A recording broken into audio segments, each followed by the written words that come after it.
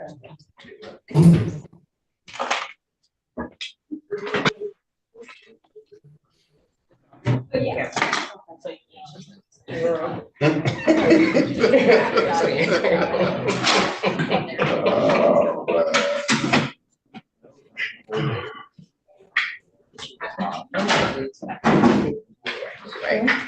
I was thinking the same thing. Are they here? Yeah, I saw him. Great. You got like more people. You gotta. Yes, that's what I was like, really yesterday. I'm like, morning.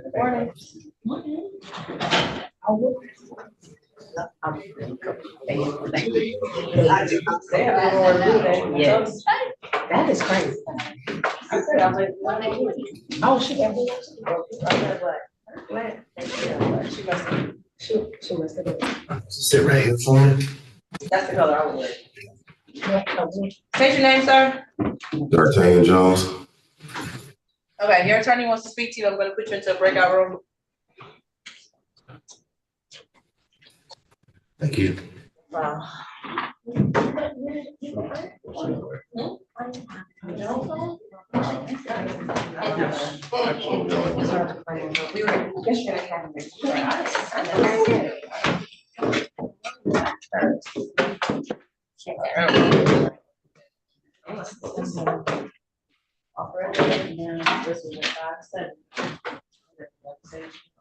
Okay. They can do it.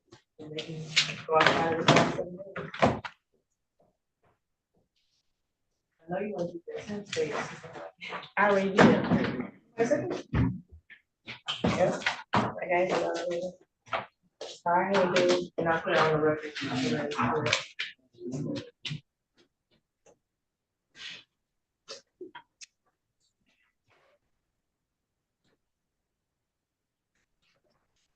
Or I can do it same thing. Well, that's what I said.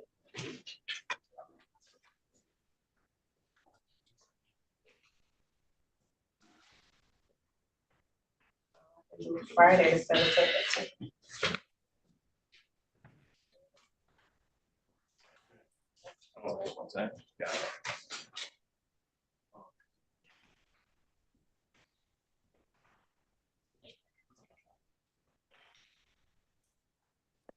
This hall is not in the county, and that is.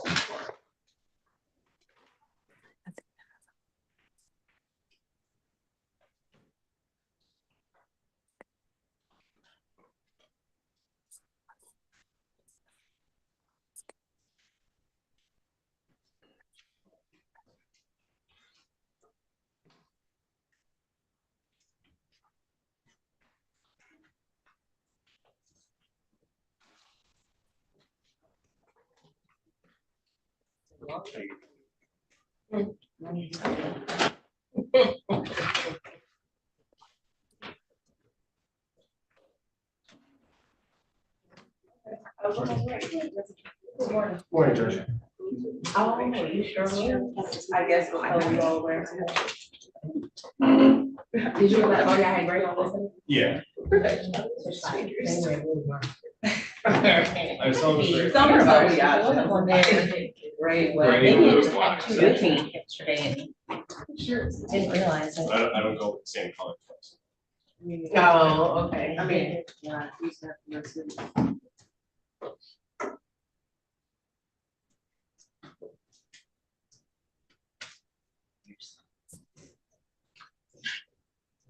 Anything we need to talk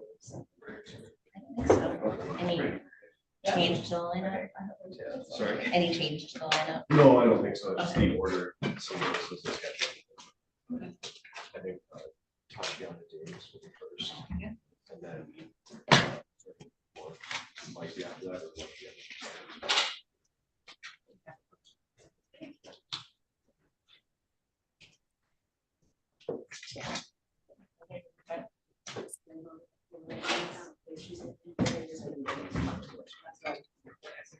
Yeah, I'm logging the GIS, so this is, yeah, better work. Yeah.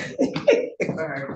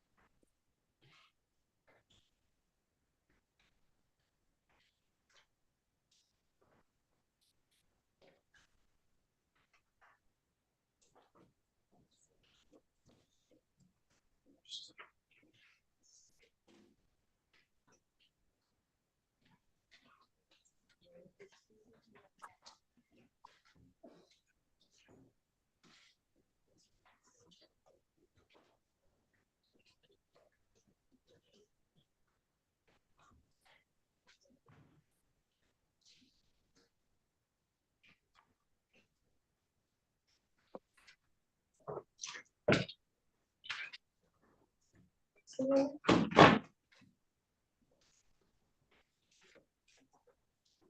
2284.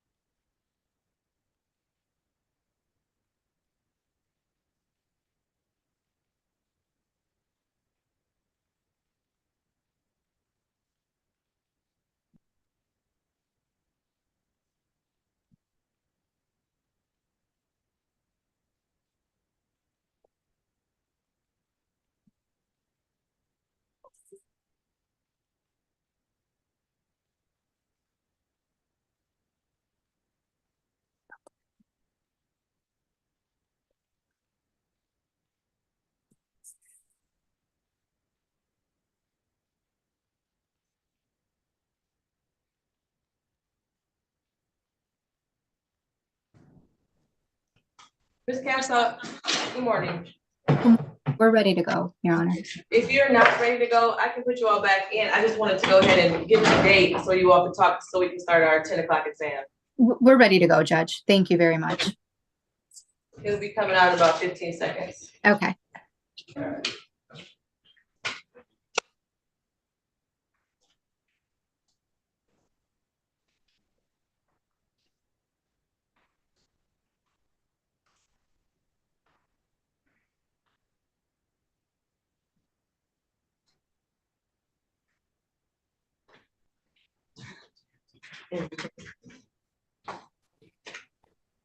Okay. This is case 2461274, the people of state of Michigan versus D'Artagnan Martez Jones. Mr. Jones is charged with count 1, torture, count 2, unlawful imprisonment, count 3, assault with intent to do great bodily harm less than murder or by strangulation, count 4, controlled substance, delivery, manufacture, cocaine, heroin, or another narcotic 50 to 449 grams. Count 5, controlled substance, delivery, manufacture, cocaine, heroin, or another narcotic 50 to 449 grams. Count 6 and 7, assault with a dangerous weapon, felonious assault. Counts 8 and 9, weapons, firearms, possession by a prohibited person. Count 10, weapons carrying concealed. Count 11, controlled substance, possession of analogs. Count 12, weapons, felony firearms, second offense notice. Count 13, 14, 15, 16, 17, 18, 19, 20, 21, weapons, felony firearms, second offense. Count 22, domestic violence, second offense notice, with the habitual offender fourth offense notice, the mandatory 25-year sentence, set for a probable cause conference appearances. Good morning, Your Honor. Shelley Drain for the people, P number 60249.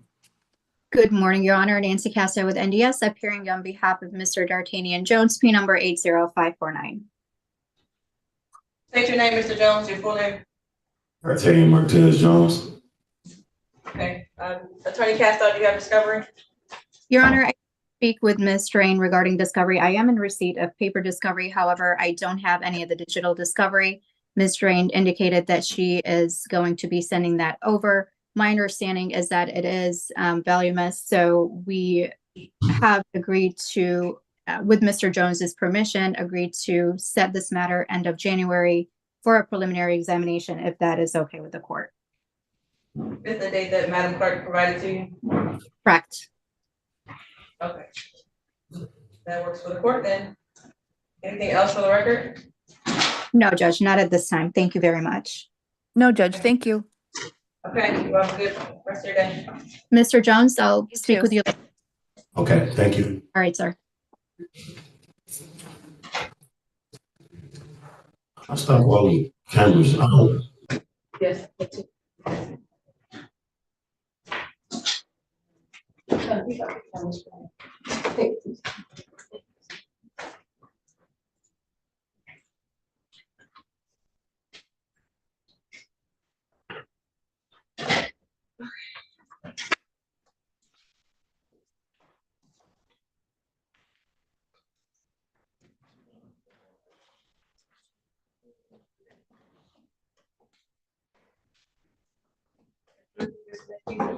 Yeah.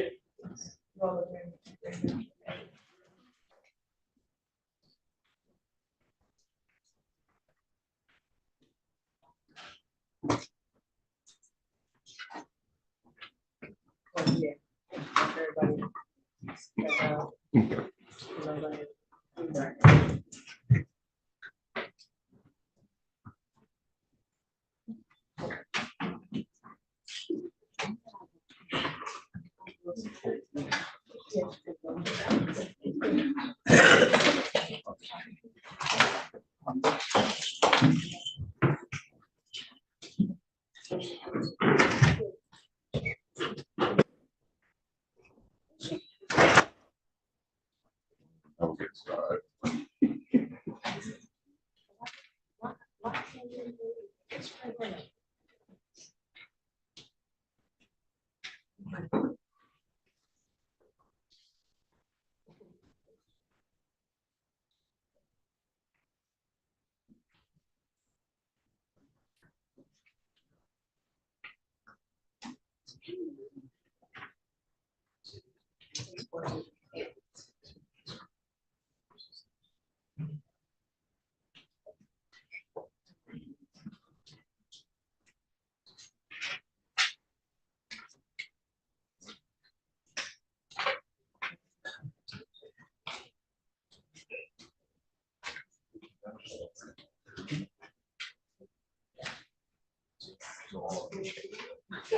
That's fine.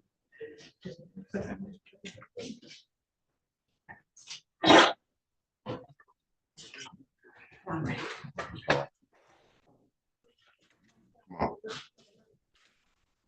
You just call me something to this. Tomorrow.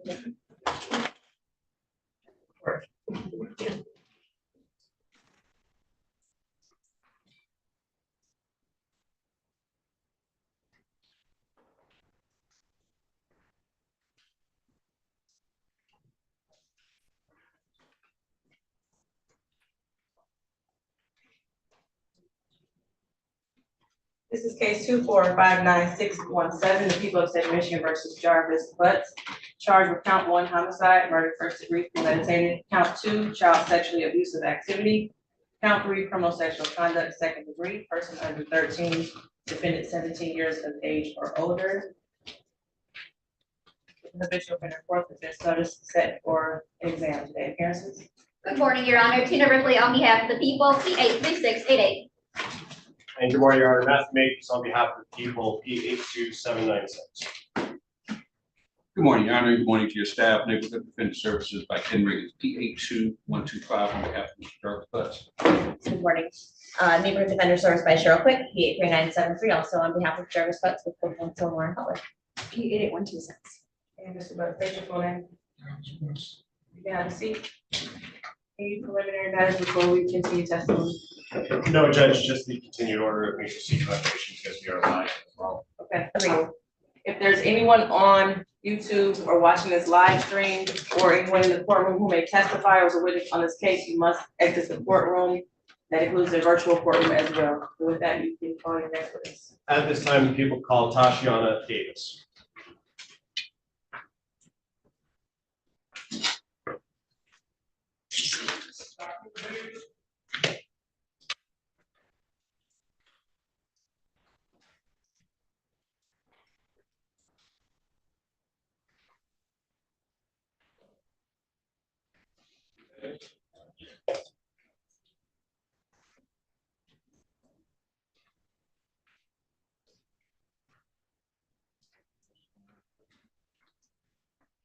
With the court reporter your name right here, and then I'll swear you in.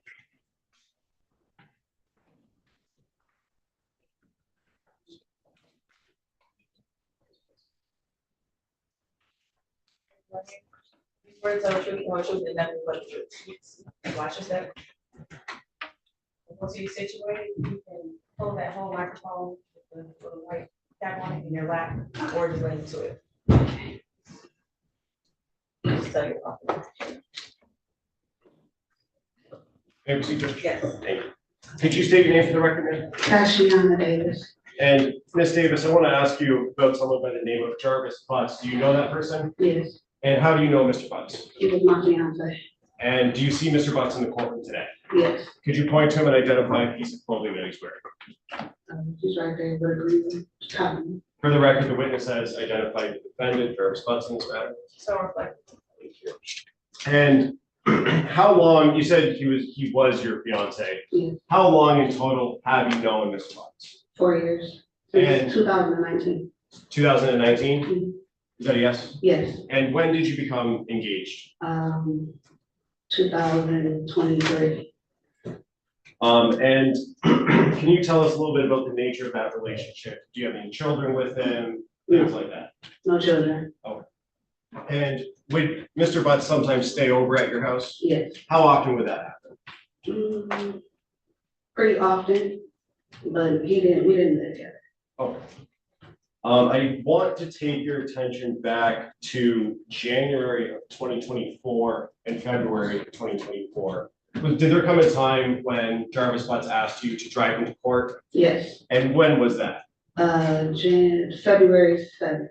Of 24? Yes, And was there a time before that that you had to drive? Yes. And when was that?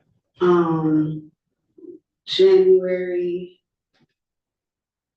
I think it was the 9th. Okay, It was in January. so you've at least driven him to court twice? Yes. And let's talk about the January 9th date that you drove him.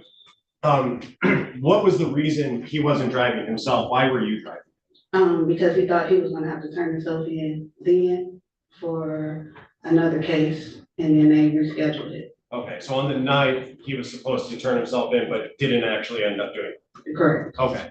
And then on the 7th, did he ask you to drive him to court again? Yes, And what was the reason that you drove him to court on the 7th? because he was supposed to turn himself in. And did he end up turning himself in on the 7th? Yes. Okay. When you were driving him on the 7th of February 2024, first, what kind of car do you drive? 2005 Suburban, And what color is it? 10, And when you were driving him to court, who else was with you, if anyone? nobody. Just you and Mr. Butts? Yes, And when you were driving to court, did you ask him about his cell phone? yes. What did you ask him? I said, where's your phone? And what was his response when you asked him that question?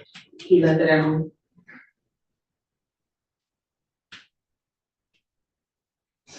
And did you have any other conversation regarding his phone on the 7th when you were driving him to court? No, And what did, you said he did turn himself in? yes, And so you drove back home, correct? yes, Did you eventually have some contact with the police department? yes, And where were you when you had that contact? in the hospital. And what did they ask you about generally? Did I know anything about a missing child? And do you know anything about the missing child? No. Did they ask you about his cell phone? Yeah, I believe so. And did you know or have any reason to believe, other than what Jarvis told you, that his phone was someplace else? No, And did you know that his phone was in your car? no, Did you give permission to the police to search your car? no, they just came and took it. They had a search warrant? Yeah, Oh, and were you present at your house when they came and took your car? no, And did you observe them search through your car and pull anything out? no. May I have one moment, Judge? Yes.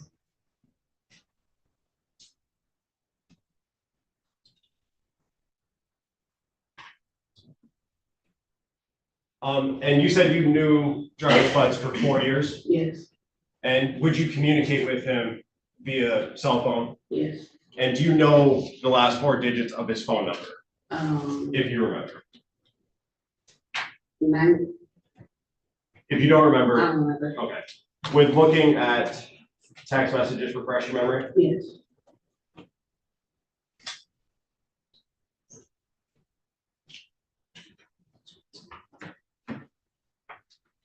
May I approach, Judge? You just looked at the phone numbers on, the first one. and does that refresh your memory? Yes, And what were the last 4 digits of Jarvis Butts' phone number? 8719.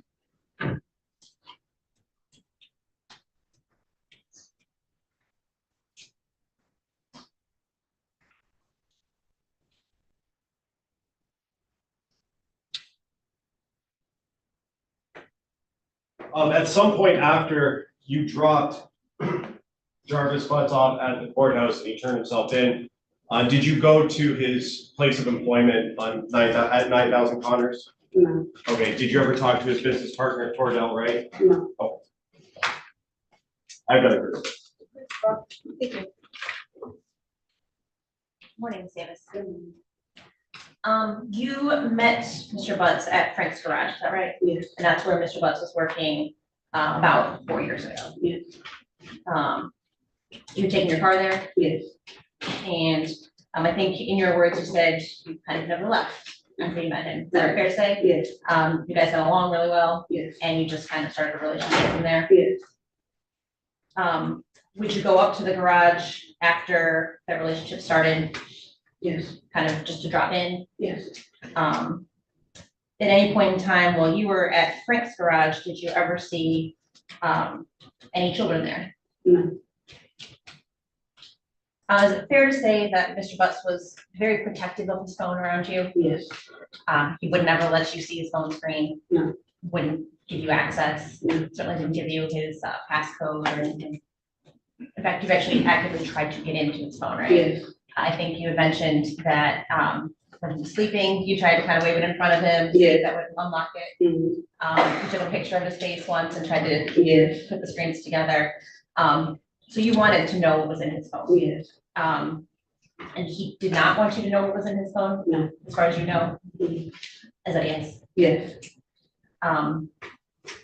Did you ever talk to him about why he was so secretive with his phone? yes, And does it have something to do with the fact that he's seeing other ladies? yes, And you suspected that at the time, yes, and so that's why you were looking for proof? correct.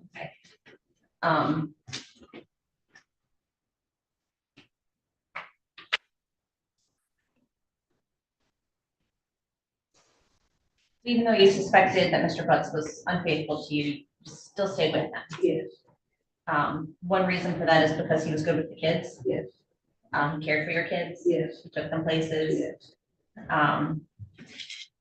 He took your son up to the shop. yes, He showed him how to change the oil in the car. correct. And you viewed him as a good father figure. Yes, Did you ever see anything inappropriate or that would cause you to see a red flag with regard to him and your children? no, Did you ever see him acting inappropriately with any other children? no, Certainly if you had, you would not have allowed him in your house. oh, absolutely not. You knew that Mr. Butts had other children, right? Yes, With a woman named Angel yes, and a woman named Shannon. yes, He talked about his children with you. yes, Did he ever talk to you about his niece? no,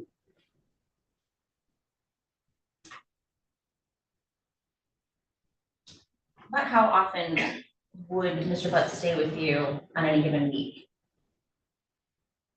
maybe like twice, Were they like the same days or was it random? random. About what time would he come over? After his work hours, after like 6 o'clock. Okay, so you think he would come kind of straight from work? No, he would probably do something else and then be there later on in the night. Okay, so closer to like 9, 10? Yes, Okay. Would he stay the night with you?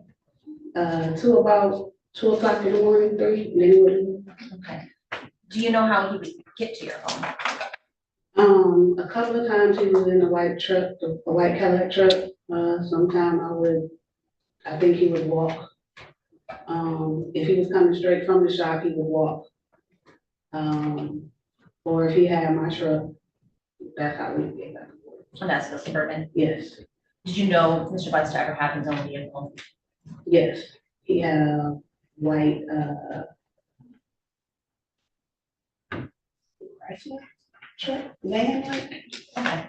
And when did you know him to drive that? like maybe the first 2 years we were together. Okay. Now, when Mr. Butts would come visit you, would he park in your driveway? Yes, Would he spend weekends with you also? yes,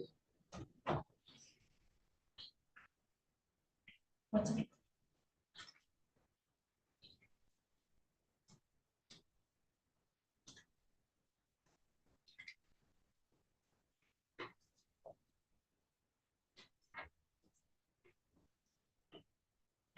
Yes, thank you.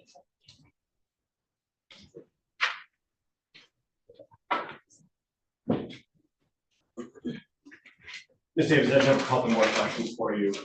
Ms. Quick asked you about Mr. Butts being secretive with his phone. Can you tell me about a time that you had a conversation with him about him being secretive or something like that?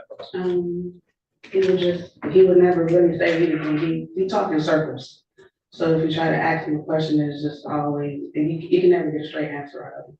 But fair enough, you had multiple conversations about his phone and your access to it, I guess, or lack thereof. Yes, And Ms. Quick also asked you about Mr. Butts staying over the night, or staying the night at your house. You said that he would leave around 2 a.m. Mhm. Is that a yes? yes, Do you know where he would go when he would leave? no, Did he ever tell you where he was going?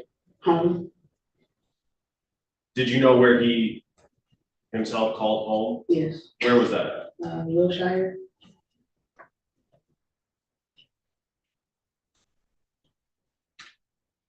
And you said he would walk from his place of employment if he was coming straight from there, right? Yes. How far from that on Connors, the auto shop on Connors, do you live? How far of a walk? No, that was when he was on Warren. Warren and Neff? Yes, How far of a walk from that location? like 4 blocks. And did you ever see him drive but not park in your driveway or in front of your house? Can you tell me a little bit about that? He parked around the corner and he would walk to my house. And do you When he know, was in the white Cadillac truck. you said Cadillac? Yes. Was that an Escalade? If you know. I don't know. And do you know the reason why he would park around the corner? I don't know. I asked and he was just like, I didn't drive. But then would you see his truck? I was in the truck. Okay, one moment. Yes.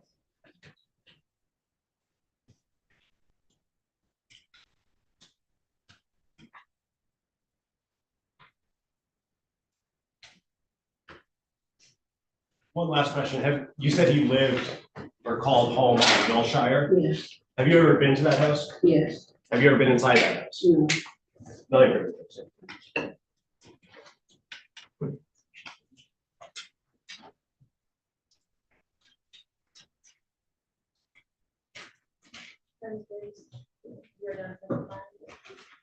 Watch your step. Another witness box.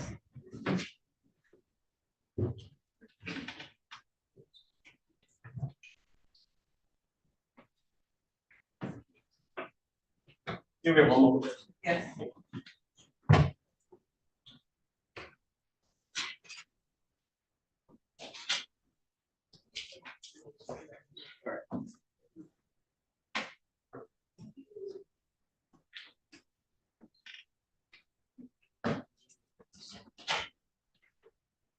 Your Honor, at this time, people would call Border Patrol Agent Wyatt Barnes.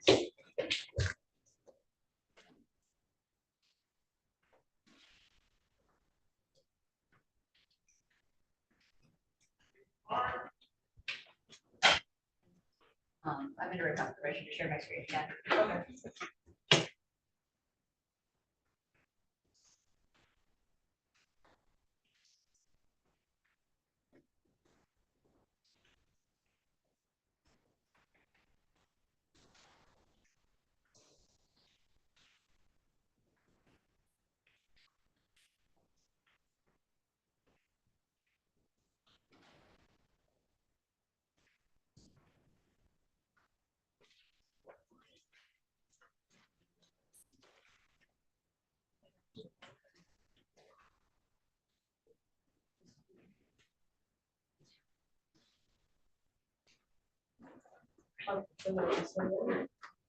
You swear to tell the truth, the whole truth, and nothing but the truth.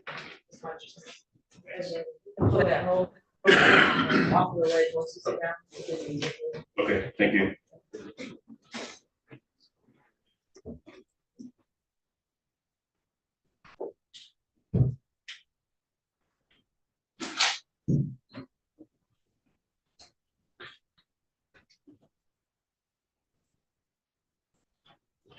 Are you ready? Oh. Good morning, could you please state your name for the record? Name's Wyatt Barnes. And how are you employed? I work for the United States Border Patrol. And how long have you been employed by the U.S. Border Patrol? 14 years and change. And were you working back on March 12th, 2024? Yes. And in what capacity were you working?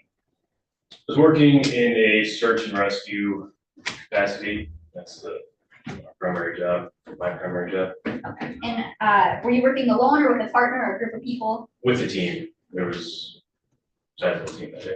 And what is it that you guys were doing? We were responding to a missing person in that area. And which area are we talking about? Where were you at? 7 Mile and Bird. And what was your role in searching the 7 Mile and Berg area?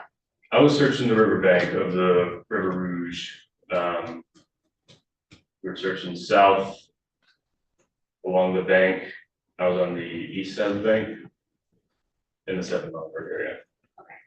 And when you were searching this area, was there anything in particular that you were told to look for?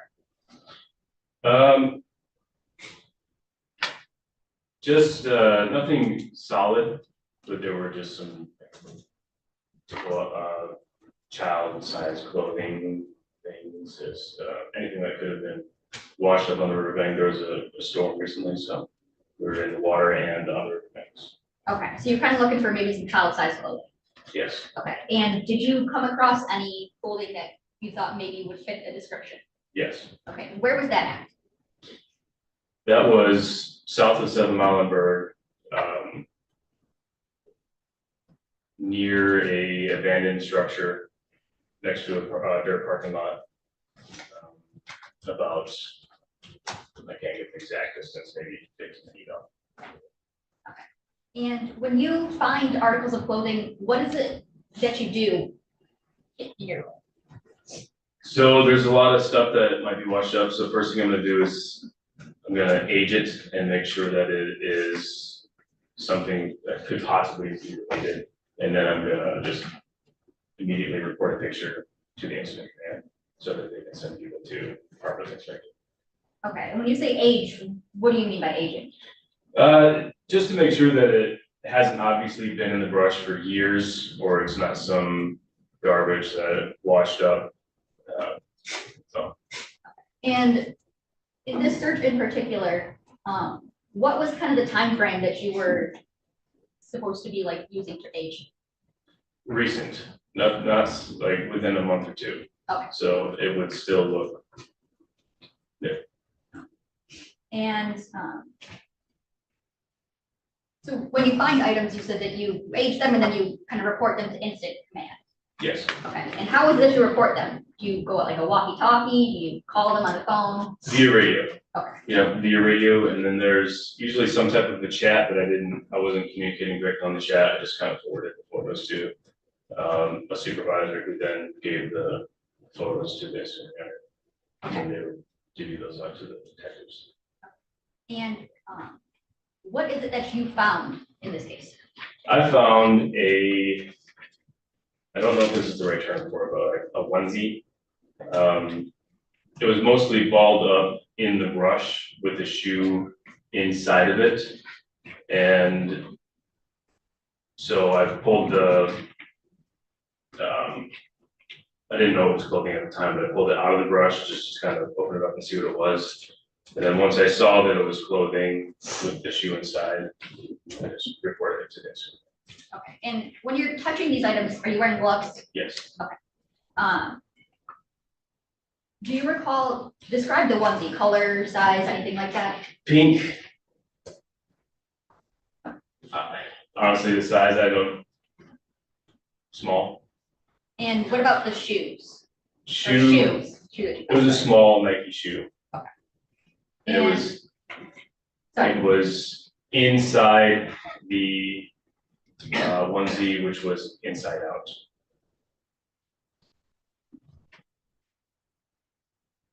And were you instructed to recover those at the time?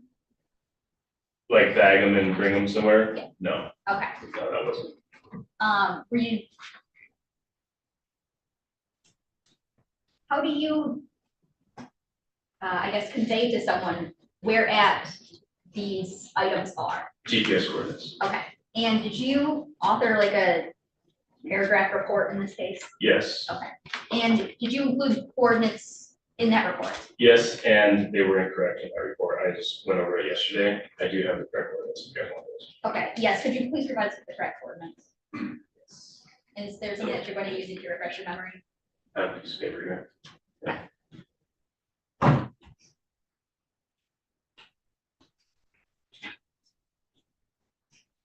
So the coordinates that were provided in the paper were from the incident command. These coordinates are very close to where that piece of equipment was found.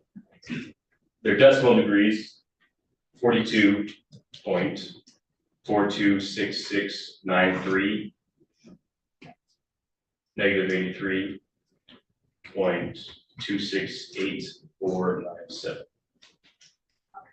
So the coordinates that are in your report are where instant command was kind of set up. That's the answer, yes. Okay. I'm gonna show you what's already admitted as people's exhibit 14. I'm gonna show just some specific pictures.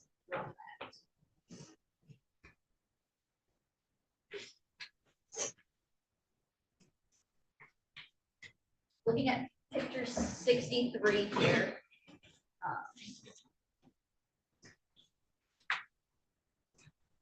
Tell me, do you recognize anything in this photo? Yes, What is it that you recognize? the pink article of clothing and shoe. Okay, and when you initially saw these items, is that how you saw them?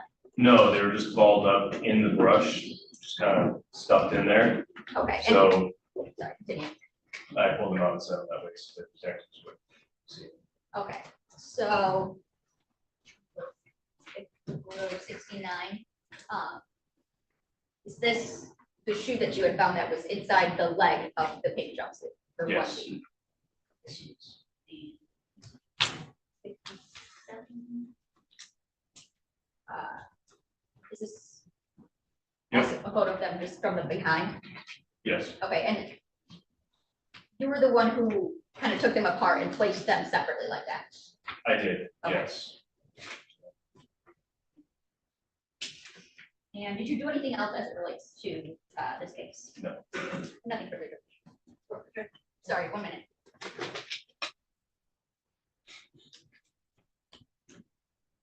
The coordinates that you gave, were those latitude, longitude? Yes, yeah. Nothing further. Okay. Well, like decimal degrees, so. Thank you.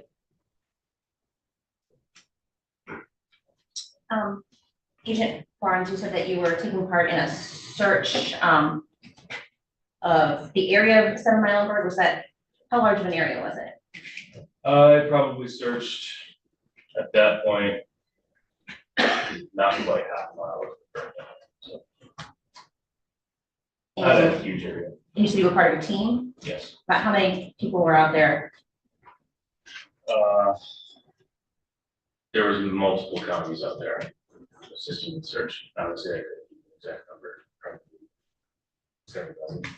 7 dozen? Several dozen. Several. There was different teams assigned to different parts of the river.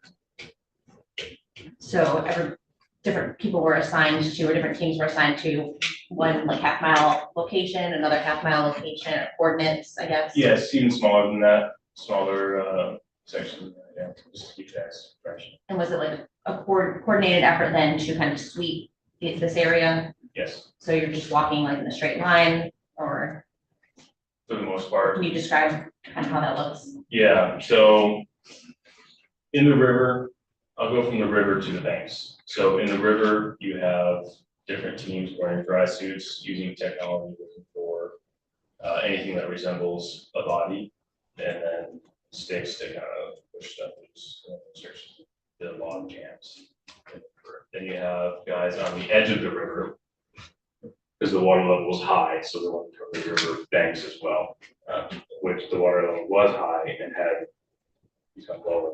Then you have teams on the banks and then teams kind of doing an S pattern along the river edge to make sure they cover as much ground as possible. Thank you. And so you said that on this particular day, the water level was high. No, the water level was high the week prior or so, so we wanted to make sure that we covered the river banks where the water was. The water was back to its normal level. Was there a way to tell where the water level had been previously? Is there a way to mark that? Sometimes it's just where debris gets caught up. Okay. It was maybe a little higher. And it was you personally that saw the pink onesie, or sort of the pink thing that you initially saw? Yes, Did you take pictures of it, how it looked when you initially found it? I didn't, no. Would you normally do something like that? There's just so much stuff. I wasn't taking all day if I take a picture of everything I found. So You stopped and kind of moved it, manipulated it. yes, I pulled it up to inspect it, noted that it was worthy of reporting, set it back down. Ready to do it. Okay, and how far did you set it down from the location where you initially located Same it? spot, Same, exact same spot? same brush. Okay. And you said that part of what you do is kind of to note approximately how long it looks like he's been out there. Yeah. And in this particular case, what was it that you kind of found or thought when you noticed it? There was no discoloration from the sun. You know, typically if something sits outside for a while, the sun's gonna change the color that it sees, and then underneath it's gonna be a different color. There was no discoloration in the article clothing. So, and that can happen in weeks. It's pretty quick. Depending on how much sun it is. There was no evidence of animals getting in it. There was no significant dirt. It's just, it looked very fresh. Did you find or see any other clothing other than the shoe in that area? Very old clothing, years old. Like what, for example? Maybe just old coats, but it was nothing pertinent. Things that were Many under old layers of coats? lots, yeah, I mean, it was very much debris, In that under- general area, in that half-mile area that you were scanning? yes.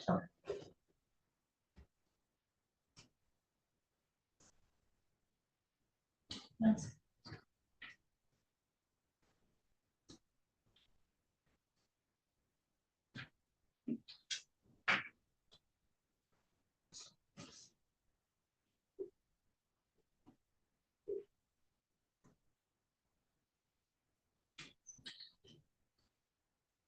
No, thank you.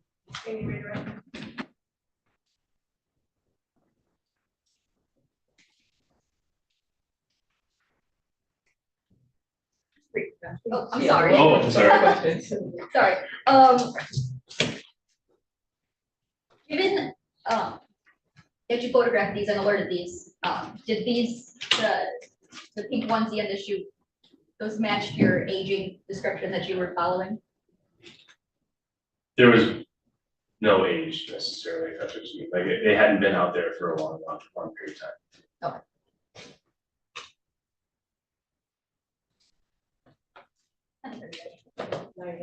Thank you.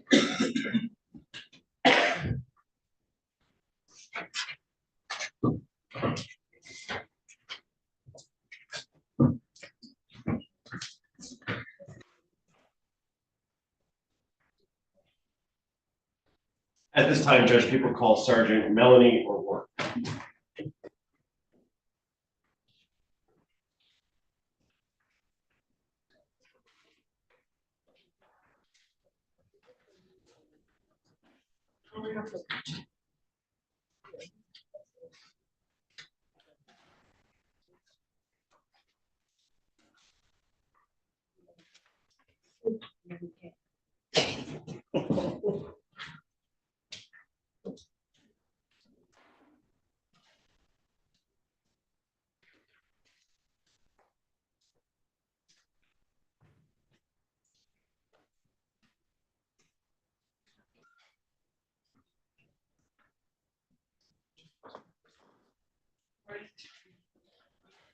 I'll do the nothing. Yes.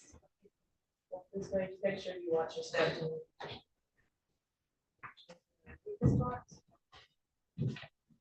And also, you can pull that microphone off the ledge if it's easier for you, or just bring it to me. May I proceed, Judge? Yes. Could you state your name for the record?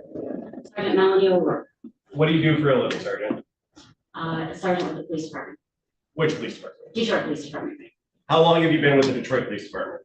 approximately 11 years. And are you currently assigned to a specific precinct or unit within the Detroit Police Department? Yes, I work at major crimes, Okay, and what sort of crimes do you investigate at major crimes? generally homicides, And how long have you had that role, or have you been in major crimes? I believe since 2016. And do you do any specific role within major crimes that requires a little bit of training and education? Yes. And what is that? I do forensic analysis of cellular call detail records and tower mapping.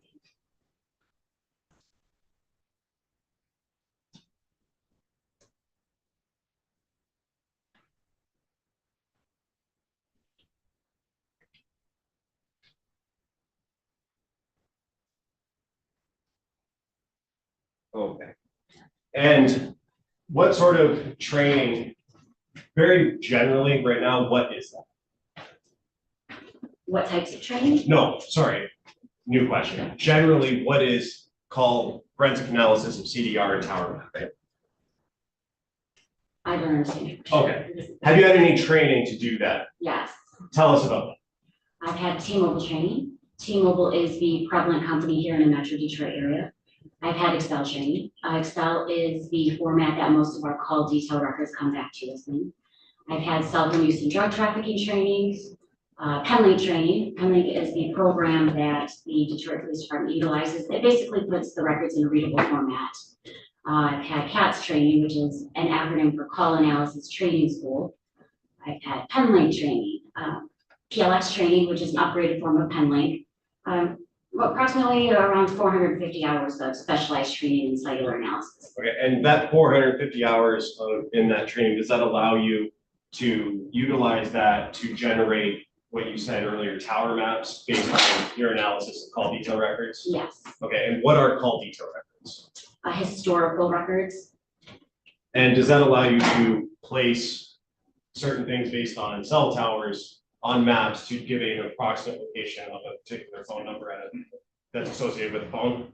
Yes. And have you testified as an expert before in this field? Yes. And how many times have you done it?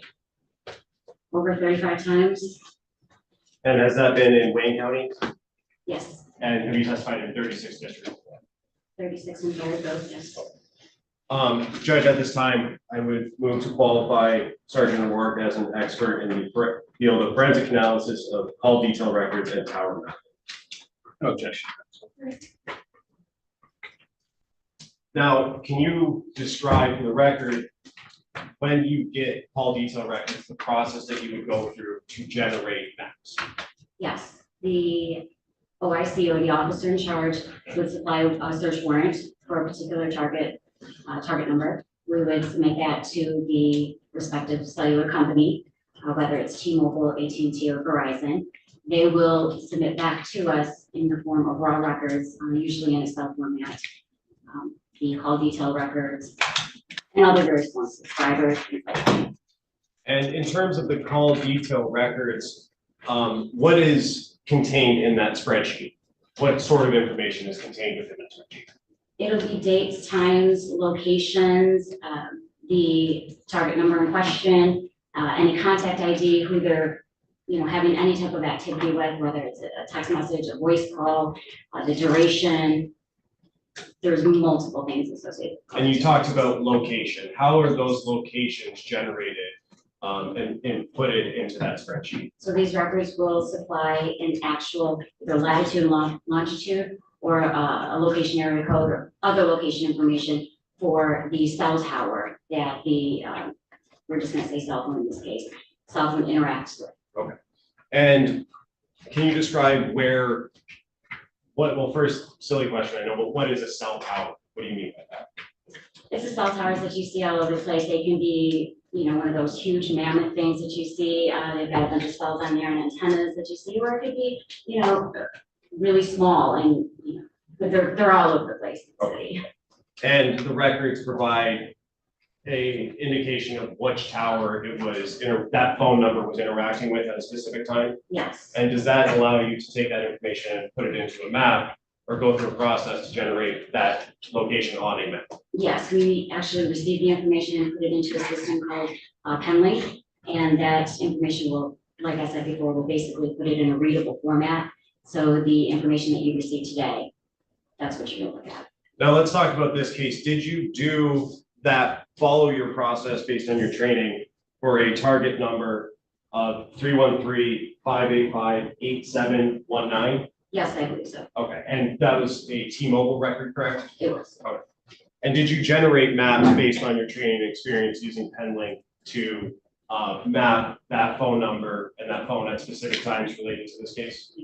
May I approach, Judge? Yes. I'm approaching with people's proposed exhibits 33 through 39. If you could take a look at those, Sergeant, do you recognize what I just handed you?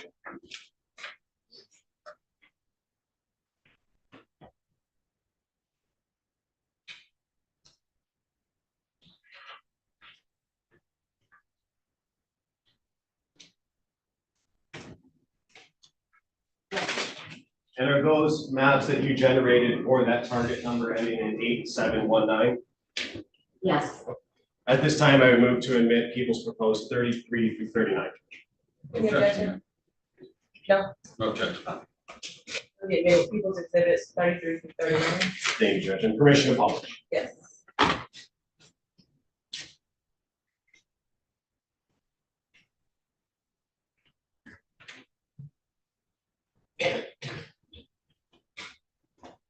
And on the screen and in your hand is exhibit 33.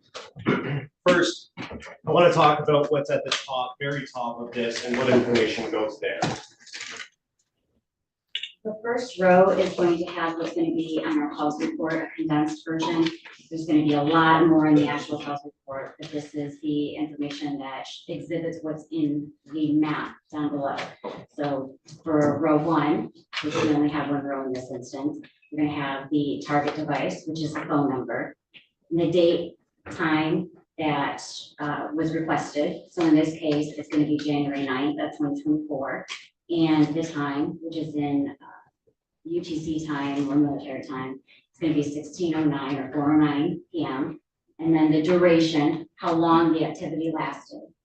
You have a start lag and said that's actually your location information. And then the call type, in this case, it was a voice call. Call status, whether it was completed or not completed. The direction, incoming or outgoing. Did he make the phone call or did somebody call him? And then you have the contact ID, which is who the device was contacting or interacting with. Okay, and that would have been the phone number that it was, that in this case, that an outgoing call was placed to. Yes. All right, so let's back up to the date, January 9th, 2024 is, that's what it says on exhibit 33, correct? Yes. Okay. How do you know to do that date in particular for this case? So for all of these maps, this was requested by the officer in charge. That information is supplied to you? Yes. Okay, do you know the details of other parts of this investigation, or are you just taking the information the OIC gives you? I know the general information, but this is, they asked for a specific date and time, and this is what we based on. Okay, and then moving over to the next row for time, it says 1609 and 24 seconds, correct? That's, yes. So that's my next question. You said that that's in UTC time. Can you describe or tell us what UTC time is? No, this time that you have here is in our time, Eastern Standard Time. UTC time is Universal Time Coordinated, and that's going to have, that's like on the world clock. So you're going to have a -4 or a -5. So all records come back to us in Universal Time Coordinated, and then we turn around and put it in our time so that you can read it and know that what time it happened here. Oh, and so just to be clear, the 1609 or 409 p.m. is what time it was in Detroit, where this phone was at 409 on January 9th. Yes. Okay. And that's a conversion that you have to do based on whether it's -4 or -5. Yes. What does that depend on, -4 or -5? It's the UTC time, Universal Time Coordinated. So it's on the world clock. So our Eastern Standard Time will change, fall back or spring forward based on the summer and the winter. And so during the summertime, it's going to be -4 from UTC time. And then during the winter time, it's going to be -5. So we just put it in so that the time that you have here is Eastern Standard Time. Okay. And then the two rows over, one next to duration, start, lag / CID. Can you tell us a little bit more about what that information means and why it's important? So that's going to be your location information. Your LAC is location area code, and then the SID or CID is your cell ID. Okay. And that is what allows you to generate, or part of what allows you to generate the map that we see below. Yes. So let's talk about the map that we see below. First, you have those two lines going out in almost a incomplete triangle. Can you tell us what we're looking at there and what's in the middle? Yes, so the middle part, you're actually looking at a V, and it's gonna be about a mile long here in the Metro Detroit area. The cell coverage that you're looking at for any particular tower is usually about a mile. So that V is a representation of the intended area coverage of the cell phone. Okay. And then there's a little pie chart in the middle in a little shade. Can you tell us what that means? Yes, that is the intended area. Okay, so that's the mile that you were talking about. Yes, And then you have a blue dot located to just above the top line there. Can you tell us what that is indicating? that blue dot indicates 9,000 Connor, and that was requested to be placed on the map at this particular date and time. And so what essentially is your conclusion about this map that we're looking at here? What does all of this mean? In this particular date and time, so January 9th at around 4:09 PM, the target device that we're looking at ending in 8719 is consistent with being in the area of the 9,000 Connor. And how precise is this location? I mean, you say in the area, there's no specific spot that you can say this was at this address. How precise can you get with this? So we can only tell you what the address and location of the cell tower and their intended coverage. They actually give you that. So you're working with radio frequency. So it's not going to be an exact V that you see here. You're going to be working with radio waves. So it can be a little bit outside of the V or a little bit inside of the V, but basically this is just to demonstrate, you know, the intended area coverage of the cell phone company. Going now to exhibit 34, which is on the screen. First, is this the same information that we saw in exhibit 33 across the top of the map in exhibit 34? Yes. Okay. And you have 4 rows here instead of 1. Why do you have 4 rows instead of 1 in this map? In this instance, the officer in charge requested to see a travel duration. So during the time between, I have 1838 and 1922, there are actually others in between, which you can actually see in the raw record. But to put that many records that happened in between is a lot. So basically we are showing the travel from the blue dot indicates 9,000 Connor, and then the black dot indicates Ypsilanti. And they wanted to depict the travel from 9,000 Connor down to Ypsilanti during this time period. And the first time period that you have for row number 1 is 1838 and 16 seconds. Yes. So that would be 6:38 PM. Yes. Okay. And is there a corresponding number on the map that relates to each row? Yes, and row, you can actually see the row column. So number 1 is going to coincide with number 1, which is just leaving the 9,000 Connor area. And then you see on row number 2, it's depicted on the map as number 2. And it's traveling down 94 west. And then number 3 coincides with line number 3, and then 4 and so on. Okay. And so your conclusion, correct me if I'm wrong, would be that for number 4, at around 19:22 and 33 seconds, that phone was in the area of Ypsilanti. Just west of it. Just west of it. I believe there's a little town there, but yes. Okay. And 1923, that would be 7:22 PM, correct? Going to exhibit 35.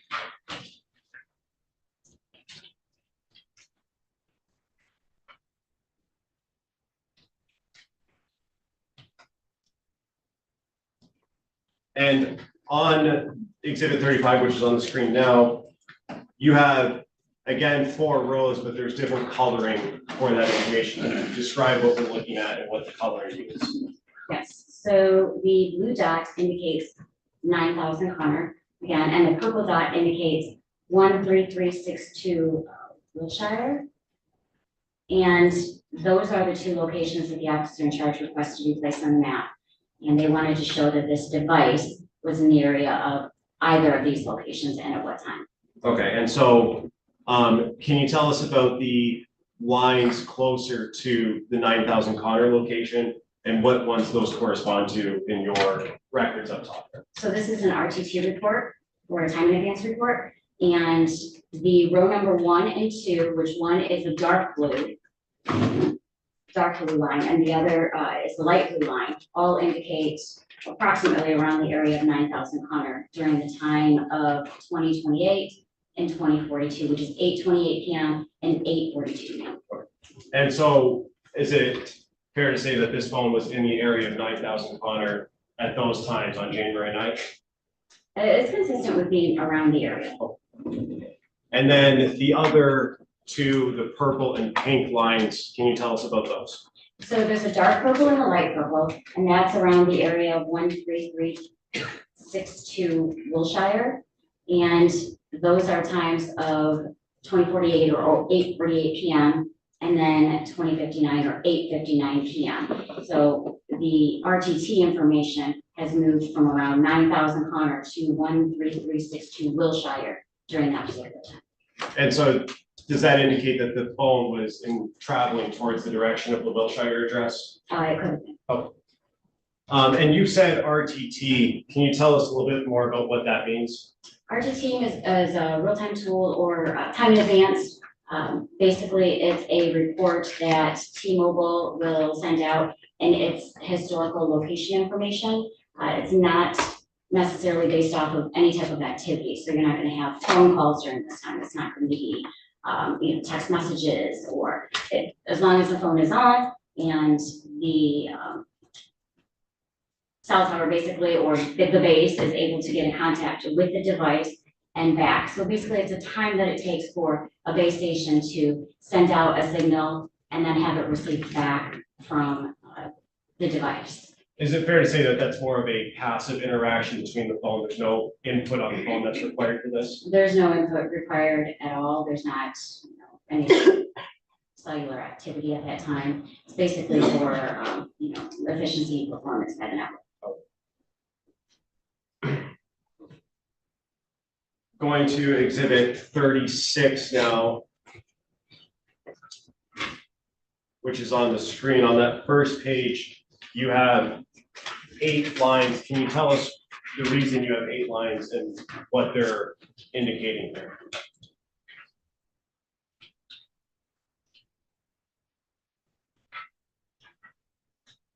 Number 36 is a cause report and tower map of the date and time of January 9th from 22:53 or 10:53 p.m. to January 10th of 2024 at 1:11 a.m.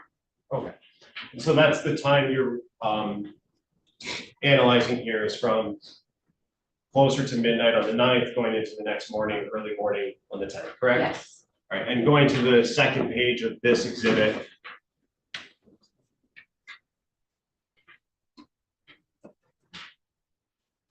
Can you tell us what we're looking at in this map on the second page of exhibit 36? In this map, we're looking at rows 1, 2, and 3.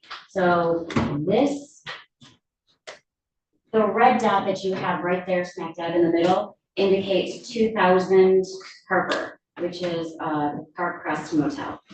And then the next slide has a different address associated with it. But what we're looking at right here is the 2000 Harper Park Crest Motel. And is that in Harper Woods? If no. That is. Oh. That highway that it's just off of, that's 94 highway, correct? Yes. Oh. And the 2 towers or the 2 lines that you have here, does that indicate the phone was interacting with those towers at the times in rows 1, 2, and 3? Yes, you see the dark blue tower on the south side facing north. That's the area code. And then you have the light towers up the light tower up top, the light blue, which is number 3, and that's facing downward, and they encompass the area. They overlap the area of Park Crest Motel. Okay. And the phone was interacting with both those towers at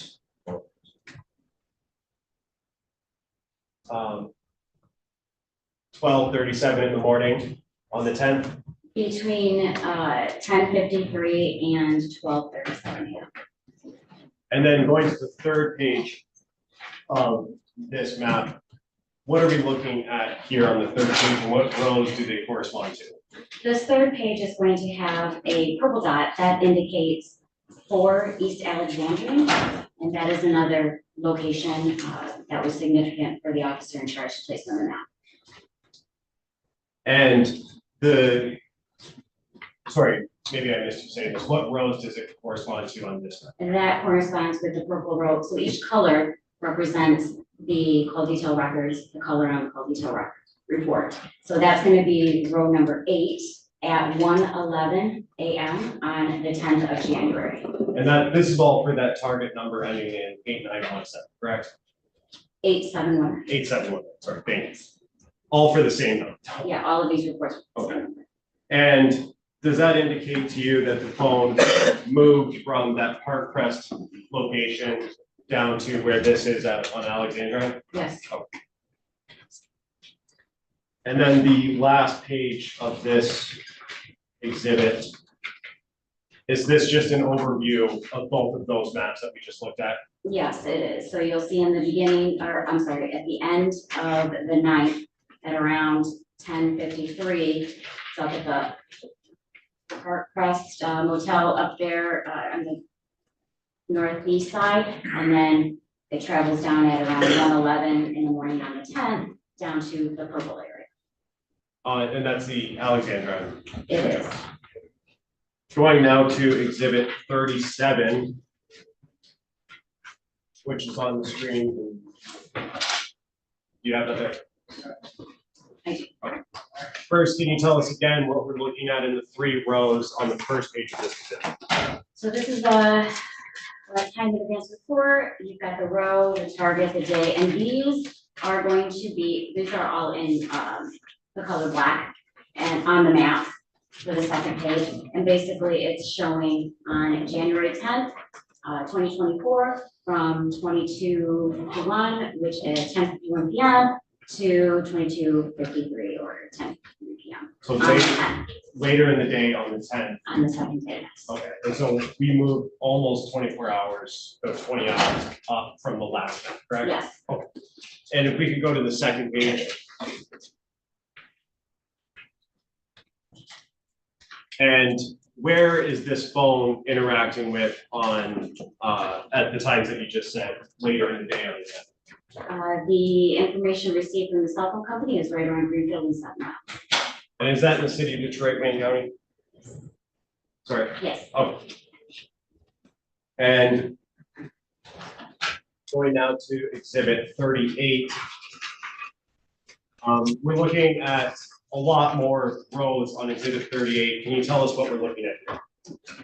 Yes, this is the time period right after we were looking at 7 Mile and Greenfield.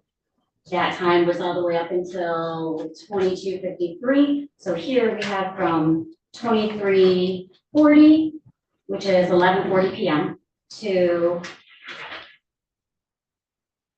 23:59, 11:59 p.m. And this is all on the same night of the 10th. Okay. And this is so just about 40 minutes after the previous map, correct? Approximately. Okay. And was there any information in the records, if you know, between those two times, that 40-minute gap there? They gave us a time in advance records. Oh. And going to the second page of this, on the map here first, can you tell us what that red dot indicates on this map? So that red dot indicates 7 Mile and Berg.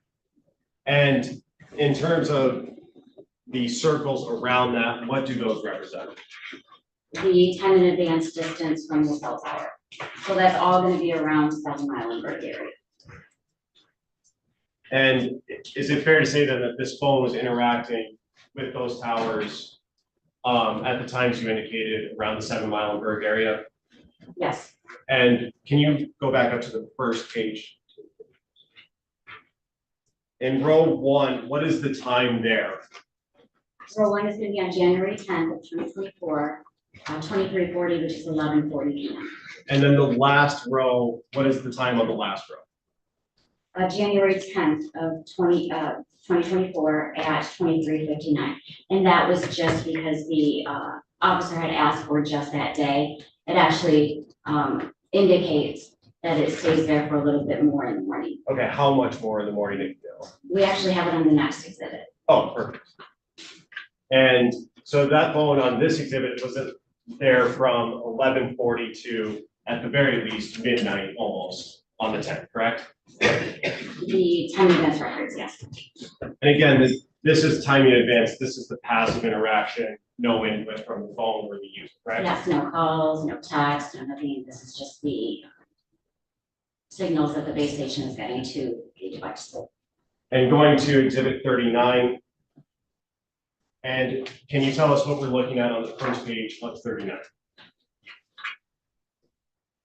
So this is going to be essentially a combination of the last two exhibits that we just saw. So this is going to be from January 10th of 2024 at 9:49 p.m. or 21:49 to January 11th of 2024, the next day or the next morning at 1:34 a.m. Okay. And going to the second page of this exhibit now.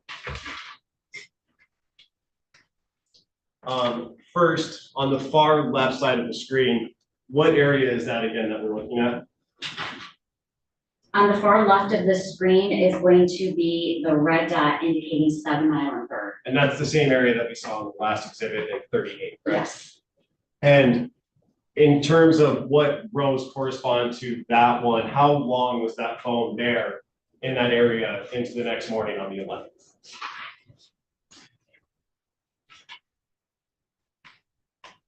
You have, let me see.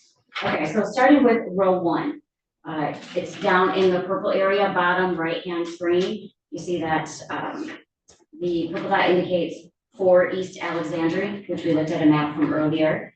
And then it goes to it's actually still there around the area of 4 Alexandrine, which is the purple on line 2.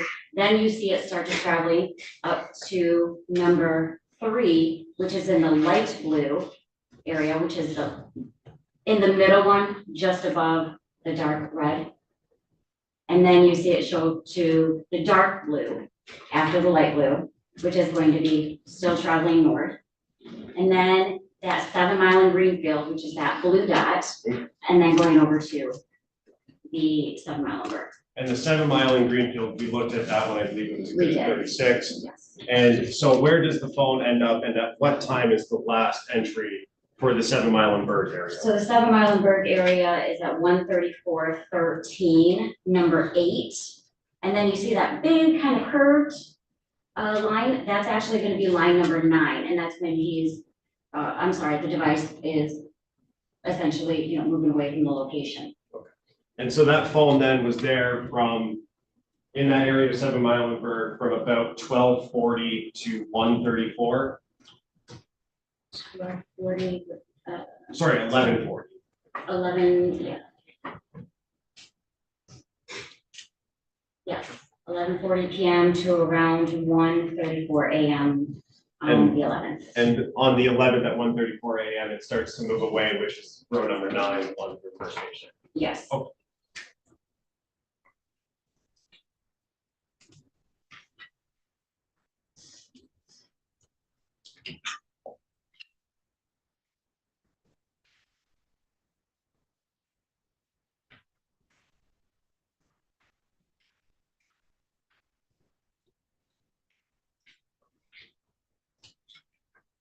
And you had mentioned earlier that part of the search warrant return from T-Mobile includes subscriber information, correct? Yes. And did you get the subscriber information for this target phone number that we've been talking about? Yes. And do you remember what the name associated with this is? One of the subscribers didn't show any information. The other subscriber it was spelled wrong. It's like JARIS.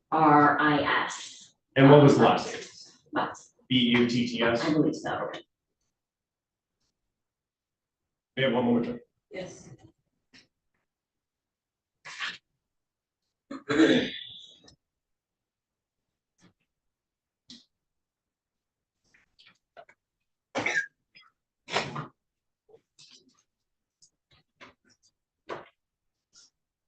Can you go back to the exhibit that we were talking about from the Park Crest Motel?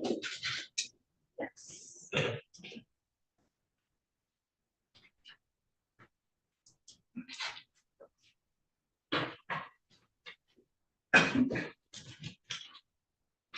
believe that's exhibit 36, right? And what's the address for the Park Crest Motel that's listed on there? 20,000 per person. Okay. Maybe I misheard you. I thought you said 2,000 earlier. I just wanted to- Oh, I apologize, it's 20,000. 20,000 Harper? Yes. Okay. I have one question. Back on exhibit 38, the last, the 7 mile bird was in the top left corner. Yes, sir. I guess this one works. This one is up. It's 38. This is 38? It should be 39. Yes. 39. So there's an image of a house in the bottom right in purple. You have blue, it's a car. The left in 7 mile bird is shoes. What does that indicate? Or footprints? I believe there was possibly some evidence there. Okay, I didn't know what the different images. No. Thank you. I don't know if you have questions based off of that. No, yeah. Unless, yeah, well.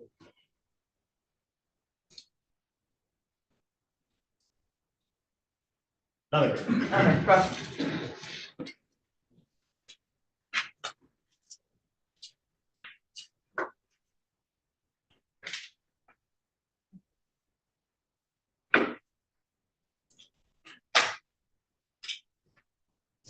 Good morning, Sergeant Ward. Good morning.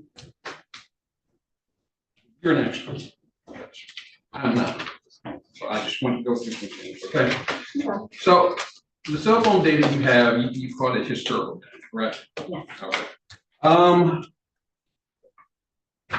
So there are 3 ways that you can find phone location, correct?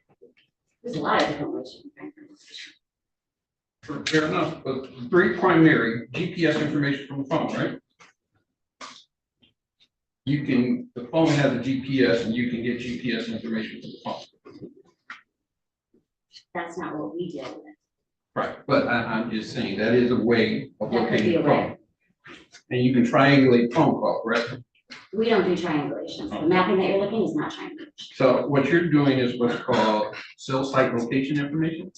No, we're doing, the calls report, they actually give you a physical Latin long for the tower. They also give you the azimuth, which is the central location of the area coverage. Called So we're CDR. actually putting all the information that they give to us and putting it on a map. Right, it's called CDR, correct? Call detail records. Call detail record, okay. So the call detail record is basically a bunch of numbers that tell you this phone is communicating with a tower in a certain area, correct? Yes, And from that, you come up with the cell site location information, right? no, they give you the cell site location information. That's the Latin long of the cell tower. They give you that. Who gives you that? The cell phone company, that's the call detail record. Okay. And I think you mentioned this is all historical information Yes, and it's an interpretation, so it's not 100% accurate, correct? when you say 100% accurate, the cell towers are the Latin long, there's no interpretation there. You're talking about the intended area coverage? Right. The intended area coverage, they give you an azimuth, okay? And then that intended area coverage is generally around 66 or so degrees area coverage. Okay. So the cell phone, the information you get is the phone connecting with a tower, sending information that tells you this is the location of the phone. For call detail records, they give you the tower, Latin long, the actual address of the tower. They also supply the intended area coverage, which is the beam width of how, how far or how big the intended area coverage is, along with the azimuth, which is why we do it in the shape of a V. So they're giving you the V-shaped and the azimuth that got snapped dab in the middle. So they're telling us that's the intended area That coverage. is the intended area. Yes. Okay.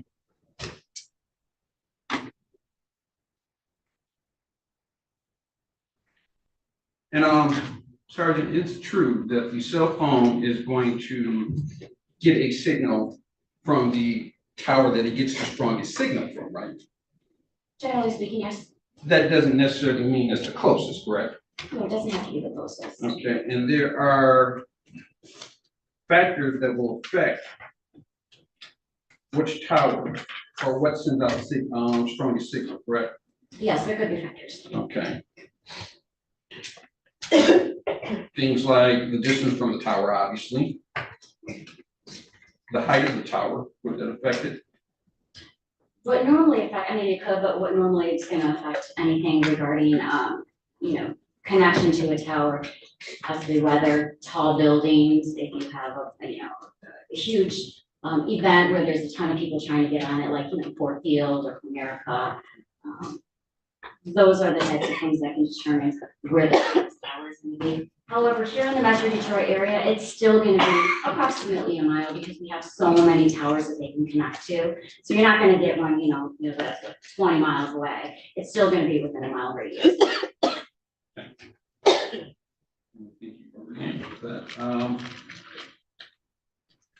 Now, is it also true that the tower isn't actually owned by the cell phone company? So they can lease it out, but you have the person that actually makes it, and then you have AT&T, T-Mobile, Verizon. They can all utilize any of the towers that you see here. Right. So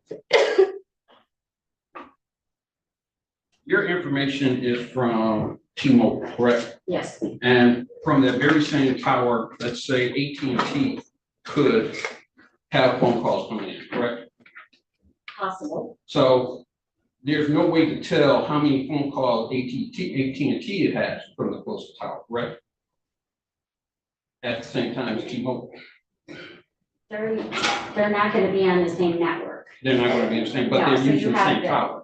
You have the cellular network, but you have AT&T that is going to utilize some towers. You have T-Mobile that's gonna utilize some, you have Verizon that's gonna utilize some lease them out to other people, but I don't know exactly what it is that you're asking. So you're saying that it doesn't matter how many users are utilizing the tower, it just matters whether or not they're on the same bandwidth? You have a SIM card that goes into each and every single phone, and that's on their network. So you're not gonna get onto an AT&T network from a T-Mobile phone or vice versa. That's how they do their billing. That's how they, ensure that they have all the information that you receive is accurate. You're not gonna have an AT&T phone, That's not my question. My question is, can a single tower be utilized by multiple companies at the same time? it could. Would that weaken that signal, the capacity of that tower? I'm not an engineer. I don't know how big this tower is, any specific tower. That's something you would have to ask the cell phone company. Okay. And it's also true that a cell phone can attach to a tower up to 20 miles away, correct? So it could in, let's just say, Alaska or, rural areas in Colorado in the mountains where you don't have that many people. And so they have bigger towers that, go further distances because they're not servicing as many people as you would, let's say, in Detroit. In Detroit, we have so many towers here that they're not going to utilize something that's 20 miles away and skip over, the hundreds of towers that you have right here. That's not gonna happen, I'm not gonna say never, but that doesn't generally happen here in Detroit. I haven't seen one at least. Okay. And there's generally overlap, and I think even one of the slides you had, there's overlap in these towers, correct? When you say overlap, Meaning that a single area can be covered by multiple towers.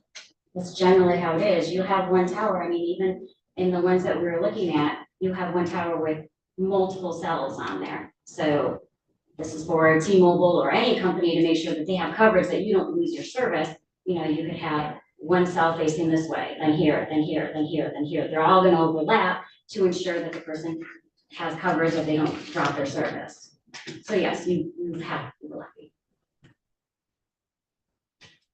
So basically, the day you said that you use a program called Penlink. What exactly is Penlink? Penlink is a program that we're able to receive the call detail records, input it, and basically it just puts it in a readable format. So for example, all of the calls reports that you see come in Universal Time Coordinated or UTC time. Penlink will make the time adjustments so that we'll have it in Eastern Standard Time versus having everything that you see and you have to do it in your head, -4 on each or -5 on each of these lines. So all Penlink does is convert the time. It doesn't. It does a whole bunch of other stuff too. We can do many different reports. You can do a call frequency report, see how many times that a specific calls report, called a specific person. There's a lot of different things that you can do. We can do tower dumps on them. There's multiple things that Penlink can do, but basically they're able to give us reports in a readable format that you would be able to understand versus looking at just raw records. Okay. So you get raw records from the phone company, correct? Yes. Do you know if there's any error in the records that you get or in the data that you receive from the company? Do I know if there's any error Right. in the raw records? Right. I would have nothing to compare it to. That's the information that they give us. Okay. So you don't know if the information that you receive is 100% accurate. Well, that correct? information is certified by the cell phone company.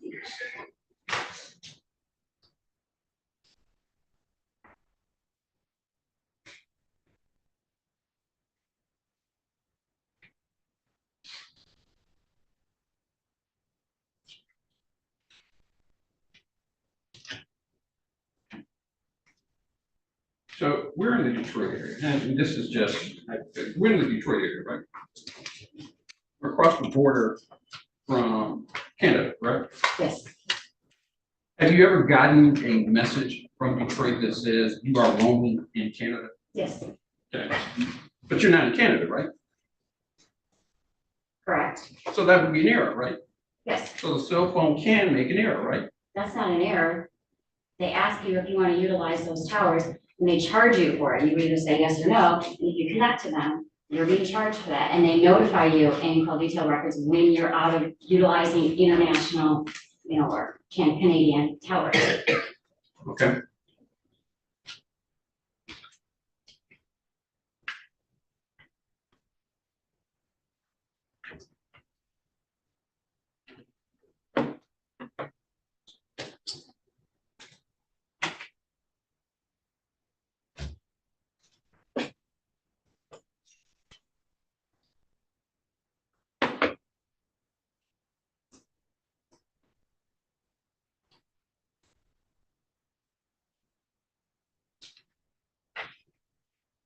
You also mentioned that there were multiple subscribers on this phone. Yes. So there was more than one phone? No. So you had the information from, I believe it was Sprint, who merged with T-Mobile. Okay. So now it's T-Mobile, but we received, I believe it was the Sprint subscriber information and the T-Mobile subscriber information. Okay. So there's not, so when you said multiple subscribers, you did not mean multiple.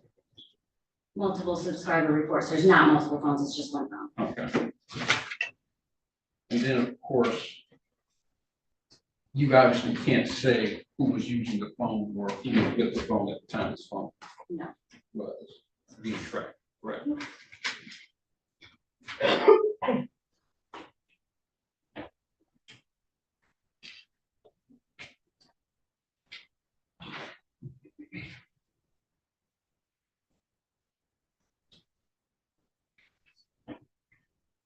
Yeah. Very briefly. Mr. Reagan's asked you about the timing. And you mentioned UTC time. Just to be clear, all of the times that we looked at in the exhibits are in Eastern Standard Time, so local time. Yes. Okay. And you mentioned something earlier, azimuth. Yes. First, can you spell that? AZMIUTH. And what is that? It's just the center of the width of the, basically it's gonna be the center of the width of the triangle. Okay, or the V shape? Yes, the V shape, And that has to do with the intended area, correct? correct. And you said that when Mr. Riggins asked you about connecting to a tower 20 miles away, remember that question? Yes, You said you had never seen that in Detroit, correct? not in Detroit. How many times have you done this analysis? How many times have you put these maps together for different cases? Since 2016? And is that like in the thousands then, or less than that, Oh, yes. more than 1,000? Oh, yes. Okay. And that's all been for the Detroit area or Metro Detroit area? For the Yes, most part? the Metro Detroit area, yes.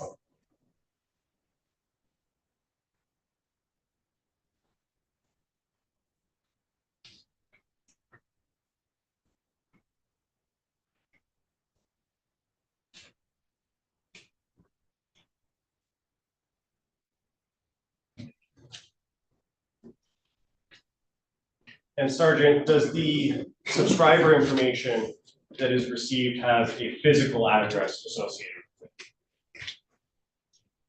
That I don't know, you would have to actually look at the subscriber information. Okay, with that refresh your memory, as in Yeah. this case, may I approach Judge? Yes.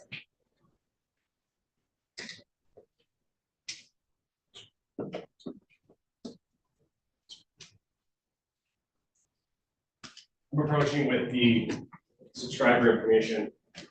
You can just take that. Does that refresh your memory as to whether a physical address was associated with this, with these CDRs or call detail records? Yes, And what was that address associated with the target phone in this case? 13362 Wilshire Drive.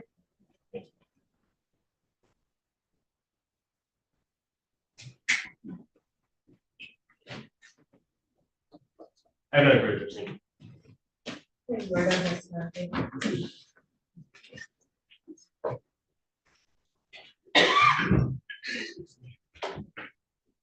Are you doing the next one?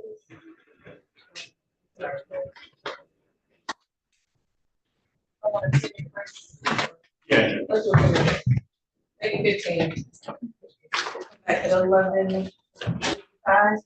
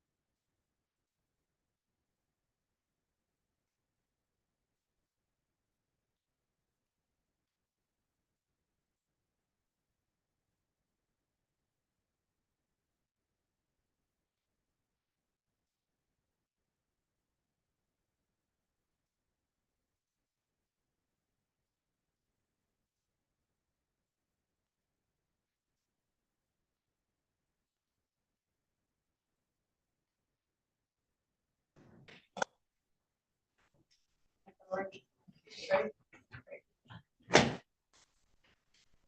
we are back on the record. This is case 2459617, the people of the state of Michigan versus Jarvis Butts. Appearances. Good morning, Your Honor, good afternoon, Matt Mason on behalf of people. Good afternoon, Your Honor. Tina Ripley on behalf of the people, PA 3688. And good afternoon, Your Honor. Good afternoon to your staff. Neighborhood Defender Services by Ken Reed, 82125. Jarvis Bucks. Good afternoon, Your Honor. Neighborhood Defender Service by Cheryl Quick, P 3973, also on behalf of Mr. Butts in, with co-counsel Lauren Butler. P number 88126. Thank you, Ms. Butts, state your name again, please. Okay, have a seat. Mr. Macy's, before we call your next witness, just a question about how many witnesses we send on phone today. Today, Judge, we have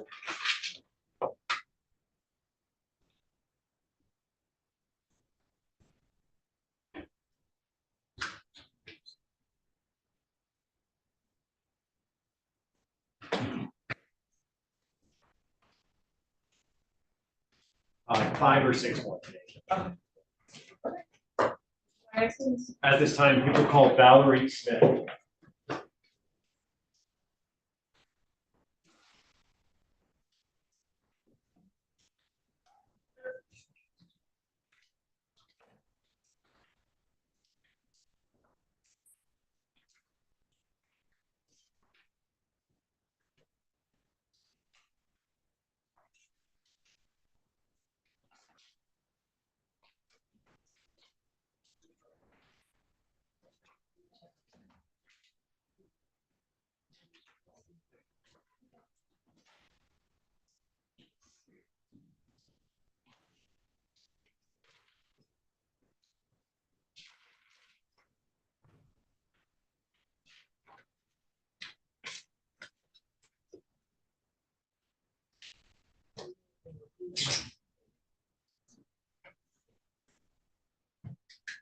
Good afternoon. You swear to tell the truth, no truth, and nothing but the truth. Okay. Walk this way. Yes, watch your step, take your time, get upstairs. And once you get situated, that microphone, the one with the white cap on it, you can pull that whole microphone and put it in your lap, or just make sure you speak into it when you say, okay? Thank you.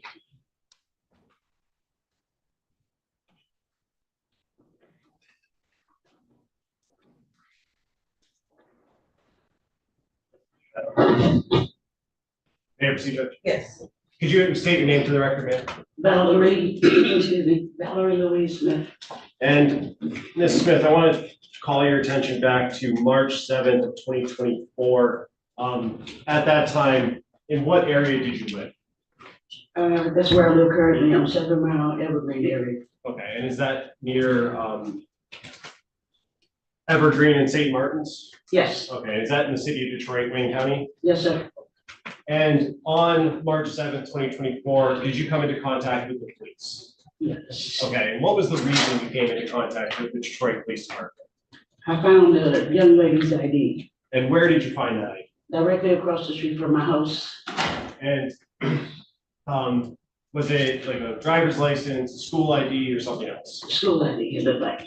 And when you found that, was that the first time you had seen it there? No, I stepped over it for 2.5 weeks before I decided to pick it up. Okay, and is there a reason after 2.5 weeks of noticing it there that you decided to I pick it just up? decided to pick it up that day. I was going out shopping and said, well, let me get it and send it back to whomever it belongs to. Okay, and when you picked it up, did you read the name on that ID? Yes, And what was the name on the ID?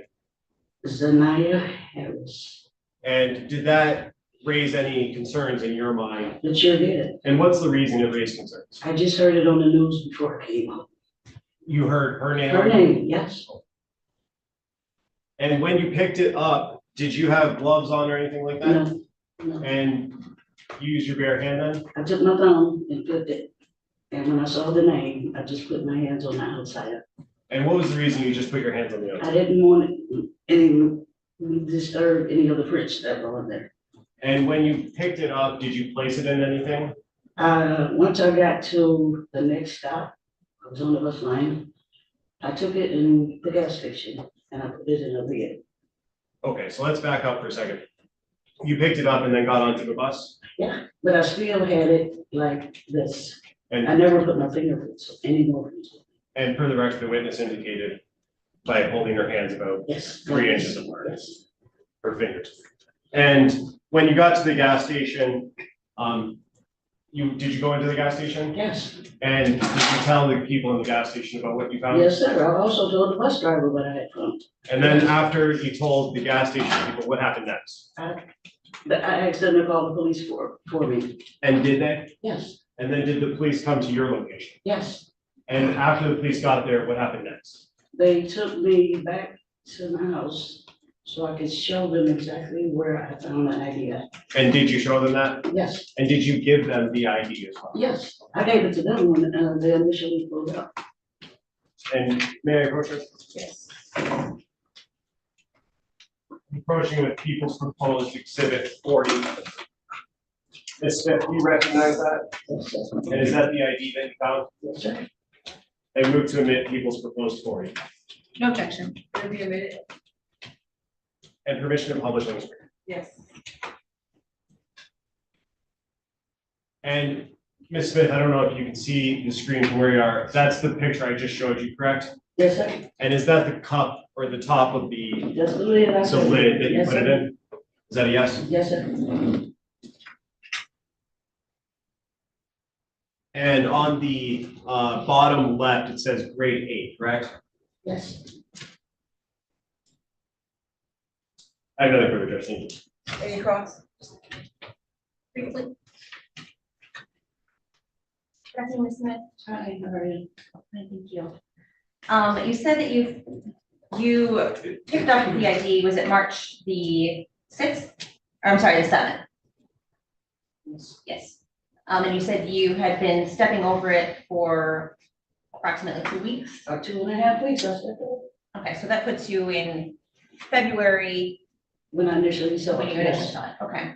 And you said you had been stepping over it? Mhm. So does that mean that it was actually on the sidewalk, No, it was in the grass. in the grass? Face down. The grass next to the street?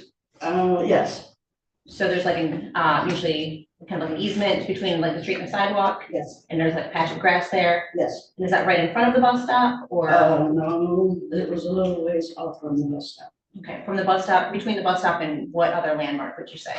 Nothing else is there. Nothing else there? No. How far to the corner? Of the block? On St. Martin's. It's not that far. Okay, so if you step, Yes. okay, Yes, perfect. yes, ma'am.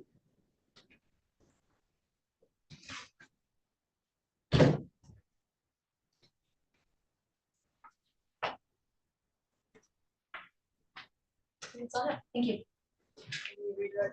Yes.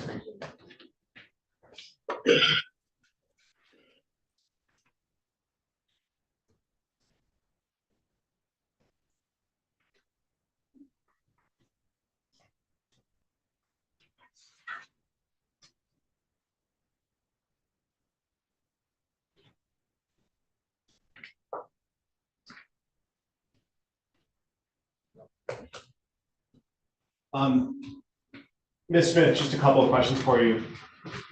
Ms. Quick asked you a couple of questions about specifically where you found it.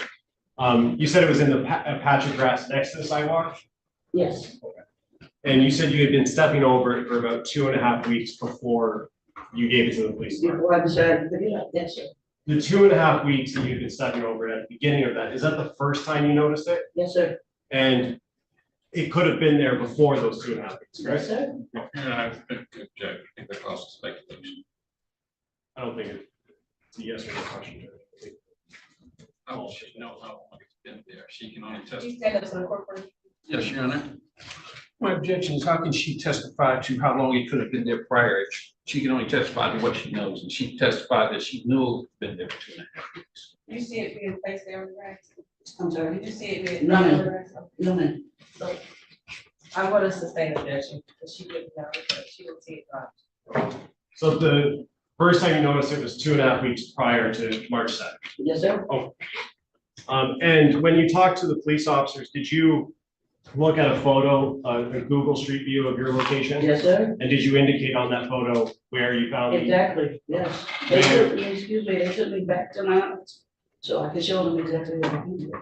May I approach, Judge? Yes.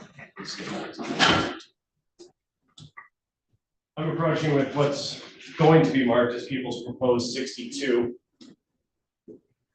Do you recognize that, ma'am? Yes, And is that the photo that you signed and indicated where you found it? yes, sir. At this time, I would move to admit people's proposed 62. No objection. Will it be admitted? And permission to publish, since I don't have a hard copy. Yes.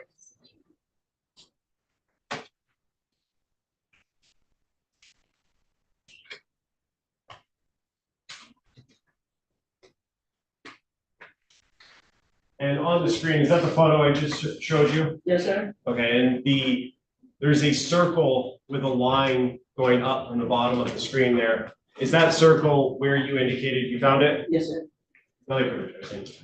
I have just a couple questions based on this picture. Go ahead. Ms. Smith, so as we look at the picture here, in which direction, left or right, is the bus stop? To the right. To the right, so closer to the church? Is that, or that white building that's in the? No, that's a person's house right there. Okay, It was like, okay, I come out of my driveway, and it's like catty corner to the bus stop of my driveway. well, the sign is where the bus stop is, right? Yes, right there. Okay, and so. Okay, that's all I have, thank you. Another picture. Okay, Ms. Smith, you are not testifying. Thank you.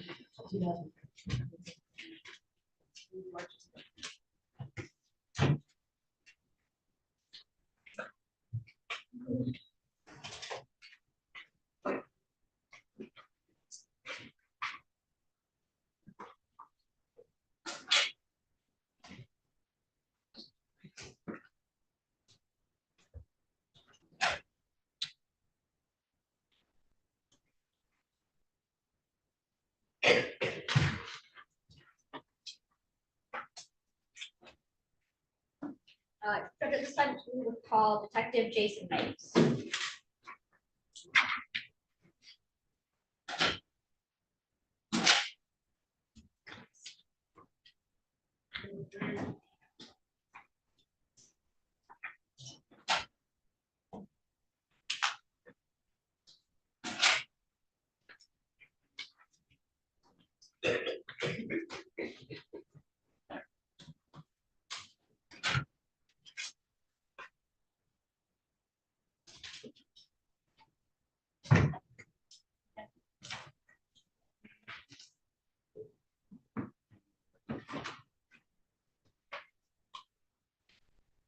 You said so, truth, the whole truth, and nothing but the truth. I swear.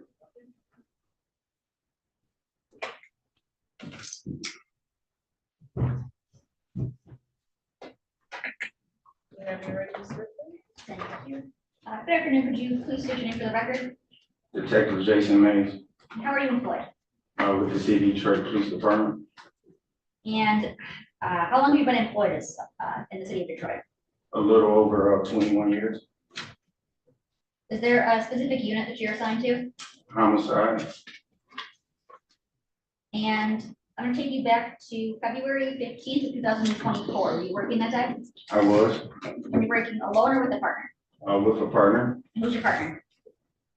Detective Lisa Johnson. And what is it that you were assigned to do that day? I was tasked with interviewing an individual. And do you remember the name of the individual that you were supposed to interview? Yes, Who was that? Jarvis Butts. And do you see the person that you interviewed in the courtroom today? I do. And can you point to them and tell me the color of the clothing that they're wearing? The gentleman sitting behind the fence with the green shirt on, the mask. Your Honor, would the record reflect that the witness has identified the defendant in this case? So reflected. Thank you. And where did this interview take place? Detroit Police Department headquarters. And who was all there in the interview? Myself, Detective Johnson, and the defendant. And how was it that Mr. Butts was there? He was brought there like officers, I believe. And was Mr. Butts in custody for your purposes at that time? No, Was he in custody for other purposes at that time? I believe so, yes. Did you ask Mr. Butts if he would talk to you? I did, Did you offer money, food, or drink, anything like that? no, Did you ask if he knew or understood English? I don't recall that, no. But he, by speaking with him, I knew he understood English. Okay. Did you ask him like his education level, things like that? Yes, Okay. Did you ask if he was under the influence of any narcotics or alcohol? yes, And did you advise him of his rights at that time? I did, Okay. Did you use anything to assist in providing him with his constitutional rights? yes, the constitutional rights, and I also decided to, And Your Honor, may I approach? Yes. And he was marked with proposed exhibit 20. And please, what it is I just handed you.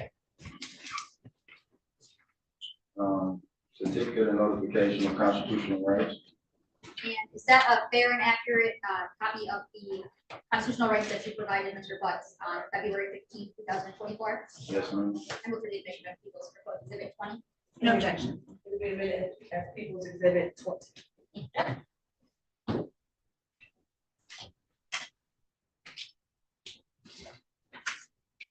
And on this sheet, did Mr. Butts reflect that he understood and acknowledged his rights at that time? Yes, And how is it that he did that? by taking the signature and dating Okay. And who all signs this form? myself as a witness and also anyone that's in the room. Did Mr. Butts exhibit anything to you as an experienced officer with 21 years that would make you believe that him talking to you wasn't voluntary? No, And did he agree to speak with you? he did. All right. About how long did you guys talk for, if you recall? I would say the interview may have been, so maybe a couple hours, 2 hours. And were there any breaks in between that time? Yes, And was this interview recorded in any way? yes. How was it recorded? Audio and video in the interview. And I showed you previously in a video of the interview that took place. Do you remember me showing you that? Yes, Okay.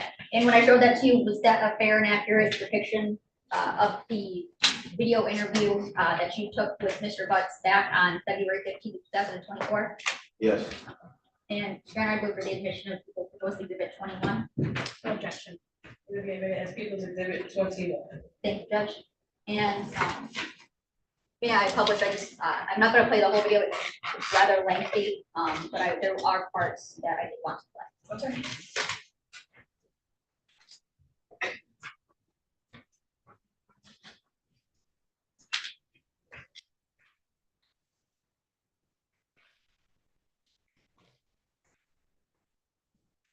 First, detective, I'm sorry, did Mr. Butts give you a phone number that he used?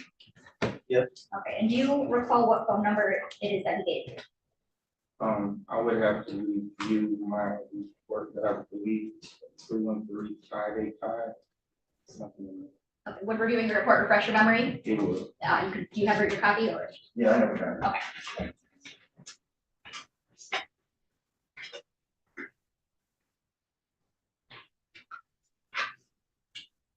It's 313-585-8719. Now I want to jump to 1 hour and 46 seconds. And 1 hour, 46 minutes and 56 seconds.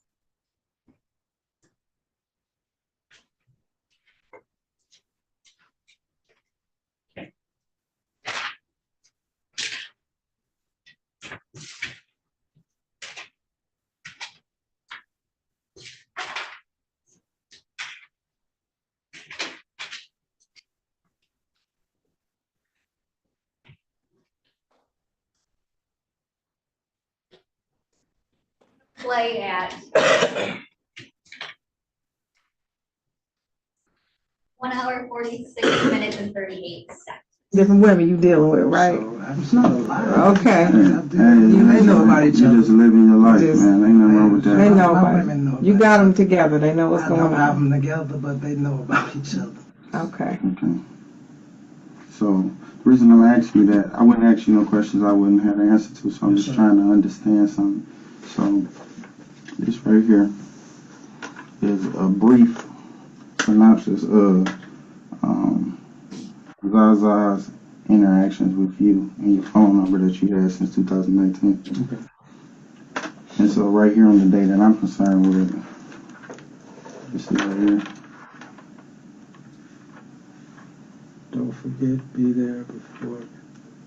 Yeah, that was when she sent it. I was supposed to pick them up that day, but I never responded. you did. What I do?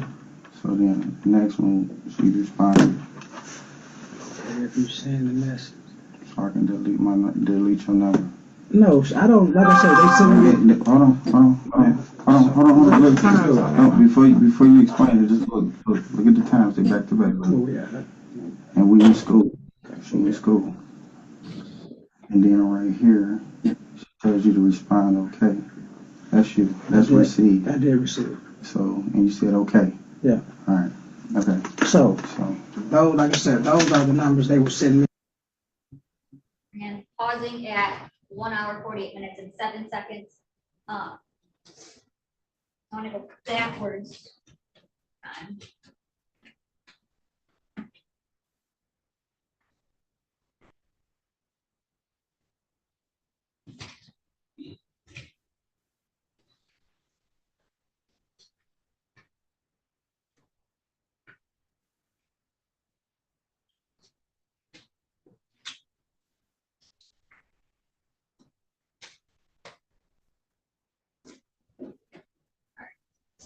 1 hour, 13 minutes and 49 seconds. So, okay, so yeah, that's what we saw. Okay. All right, so your original date was in what was your original date to tell November the 20th, the day before my birthday of last year. That's when it happened? Oh no, when that case happened? No. When did you supposed to get sentenced? Because we got 2 dates. We got a January date. So what happened was I was supposed to get sentenced last year, the day before my birthday. We went to court, whatever the case may be. They adjourned it to January the 9th. That's the day we got. Right. So I had a legal issue pending, and I asked to get it extended before I could take care of my legal issue in Clinton Township. That was January the 25th. So after that, then they scheduled it for February the 7th. To go. Yes. Wow. And I'm pausing at 1 minute, or 1 hour, 44 minutes and 44 seconds.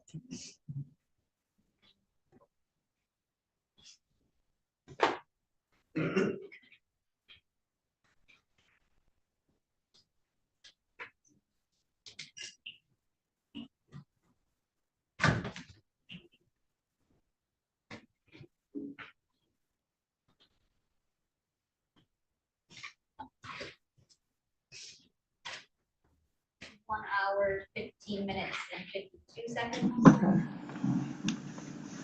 All right, so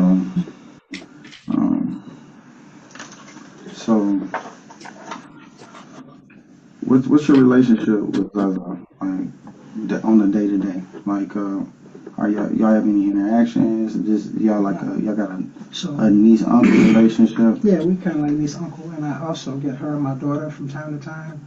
Your daughter who? Janiyah. How you spell it? J-A apostrophe N-I-Y-A-H. Janiyah what? Butts. Go ahead. How old is she? She's 10. Black female, 16. Okay. No, she's 10. Oh, I thought you said you so soft spoken, brother. Okay. 10. Okay. Go ahead. So I get them from time to time. I do cleanups. Okay. A lot of times, sometimes I used to use them, and then when I worked at my old job, Frank's, I used to have them come and clean up my office and my bathroom and stuff, like probably like twice a month, give or take. Okay. And where's Frank's at? That's on each one and F. Did you pay him? And pausing at 1 hour, 17 minutes and 3 seconds.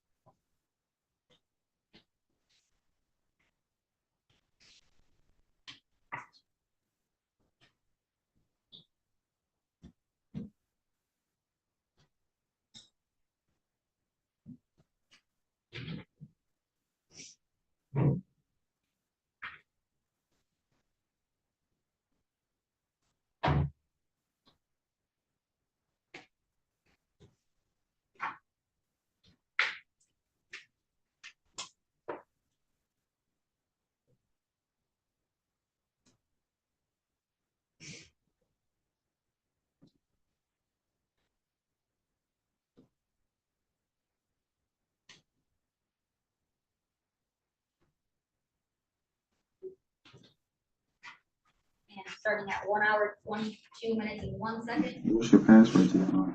That's a facial. It's a facial recognition? Yeah, it's a facial. So if you wasn't able to use your face, you still have a pen, what's that number? 04 04 1925. 1925. Okay, so, alright, so, cause I need to know the last time you talked with her, okay, brother? No problem. It's not- Alright, so would you be willing to give me a consent to do that real quick? Yeah. Thank you. What type of phone you got? iPhone. iPhone, what? I don't know, 11, I think. Okay. Yeah, I can't mess with iPhones. You looked at me like, what kind of? JRVIS. I'm sorry, man. We have a What? Javaris we work with. Yeah, I work with a So Javar. we I was keep about trying to give you spell her his name. name. Alright, so iPhone, what color is it? Glass. Okay, it's glass. You said it's 11? Yeah. And then your phone number 313-585-8719. The password is 041925. And that's not anything else. When the last time you used that phone? Right before I got locked up. Okay. Matter of fact, the morning before I turned myself in. Okay, did you cut the phone off or is it still on? No, I cut it. I turned it off. It's still on as far as company wise. Company wise, right, okay. Where did you leave the phone? It was actually with one of my girlfriends, man, because she took me, she brought me. Hold on, wait a minute. Wait, So hold another on, back up. Let me handle this. I missed that. You don't understand, I can't understand. Yeah. Hold on, I heard you say baby mama, 13 kids, Yes. fiance. Yes. You live with who do you live with? Angelina, my That's the fiance. Yes. And you got a girlfriend. Yeah. Okay, player. One of the 5 heartbeats? No, ma'am. Okay. I actually used it before I went to sentencing. Okay. So she has your phone? She had your phone? From my understanding, the police have my phone. Now, who did they get it from? Her.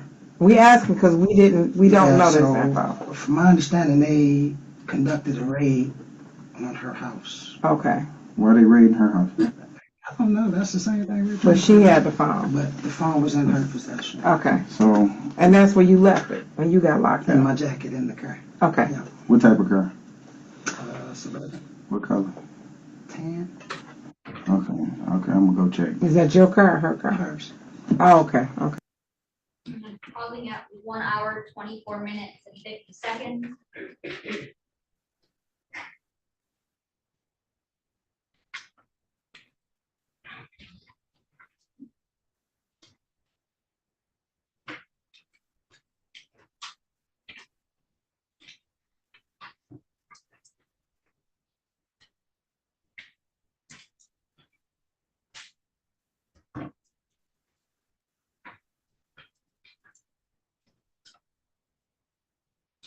I'm playing at 1 hour, 32 minutes and 16 seconds. Due to the snacks, whatever the case may be. And I know she was getting older, so she was into certain things. Like I come up, she had little fake nails and shit on. Mm-hmm. And I know grandma wasn't. So why just not give it to her then? I earned it. Okay, so that's what I'm saying. So Yeah, the value, so it's a mentor thing Yeah, then. so earn it. So you mentor, would you talk to them about anything? Or? Depending on, certain little things, I would ask them how school would be. Nothing serious, like I say, I wouldn't pry too much in the family business. That'd be my thing. But like I said, everything that you had to do, you had to earn it. Okay. You know what I mean? So if you wanted something, earn it. You appreciate it more. So that was my whole thing on that. So I used to just give it to them. They would take advantage. Every time I pull up, do that, like this, do that. And it's a lot of kids over there, so I can't keep giving not everybody $5, and that looks real bad if I just give you money every time you have asked for it or she asks for it and I can't give it to everybody else. So therefore, you guys want something, I got a job for y'all. If I have something for you to do, I'll call and let you know. Every time they come, it would be $25 a piece, depending on. Okay. So, all right. So, I'm gonna ask you about this area real quick.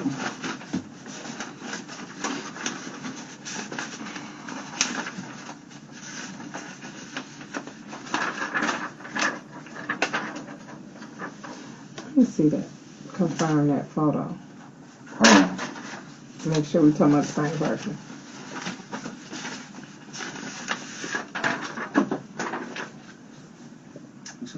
That's Zaza. What's her government name? Messiah. Messiah. Okay. You know about when that picture might have been taken or where? I don't. Does she look like that last time you saw her? Not at all. What she look like the last time you saw her? She had longer braids. She had long braids. Any color in her braids? Not that I know of. Matter of fact, she was getting her hair did the last time I saw her. Okay. So it wasn't even done, so I don't even know what it was. But You talking about back and forth between the houses? Getting her hair? Last time I was there in the basement. So she wasn't back and forth? That day, no. The last time I seen her, she was getting her hair did. Yes, she was. She was back and forth because the dude, little sweetie, he stayed next door. So she was going back and forth with him next door, but they were in the basement at the grandmother's house getting her hair did. Pausing at 1 hour, 35 minutes and 6 seconds.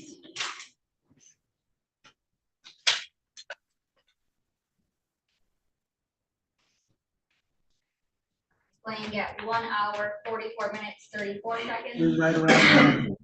Okay, but not on the knife though. Not that I don't, like I say, not that I can recall. Okay. But you can ding my phone. I'm over there quite often. Okay. So, yeah, you can do some amazing things with these phones. Go ahead. I'm sorry. No, I'm just trying to think about some stuff. Okay. So, when I was asking you about you had any contact or text message or did anything with Zaza, you said that you didn't, that you don't have any contact with her like that at all. Is you can't think of any of the last time that you talked to her? Not right off the top of my head, boss Okay. man. Were you supposed to meet her anywhere? Zaza? Not at all. Not at all? Not at all. Okay. So if... Pausing at 1 hour, 45 minutes and 37 seconds.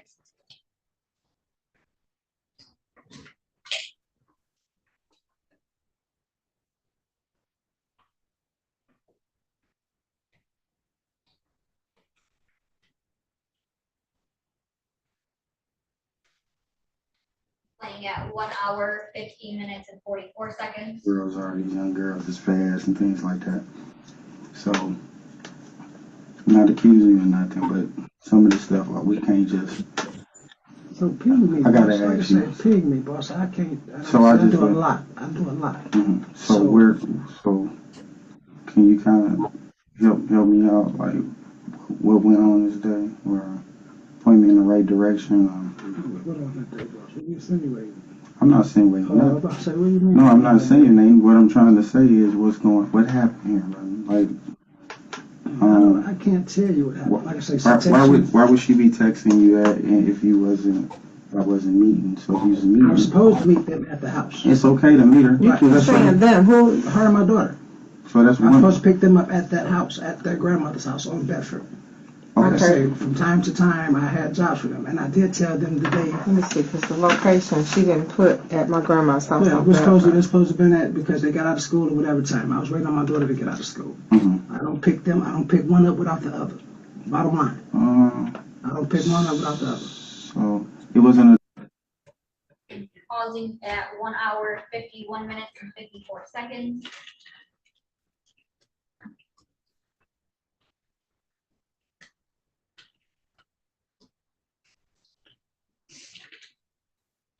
And I'm playing at 1 hour, 52 minutes and 47 seconds. okay. Did she ever confide in you about like having any troubles with, with girls or with The boys? Or, grandmother knew about the situation she had with some girls. Like, supposed to get jumped on or something like that. I'm not sure, but they knew about that situation.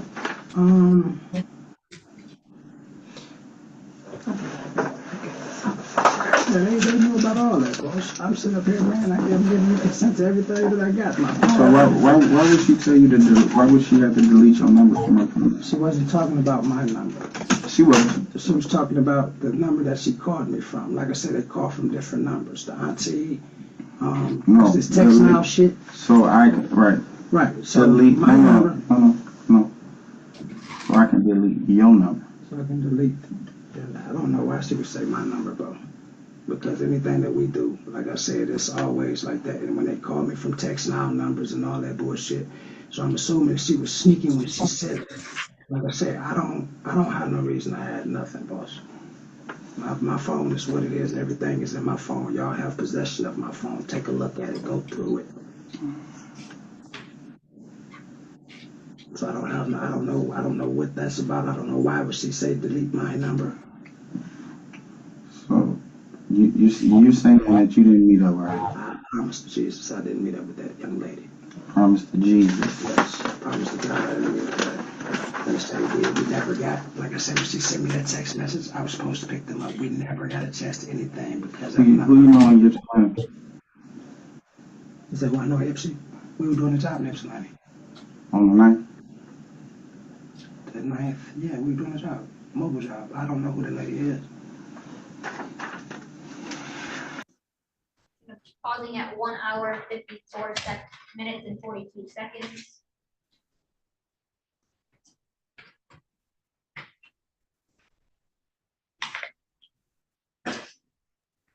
I'm playing at 1 hour, 56 minutes and 53 seconds.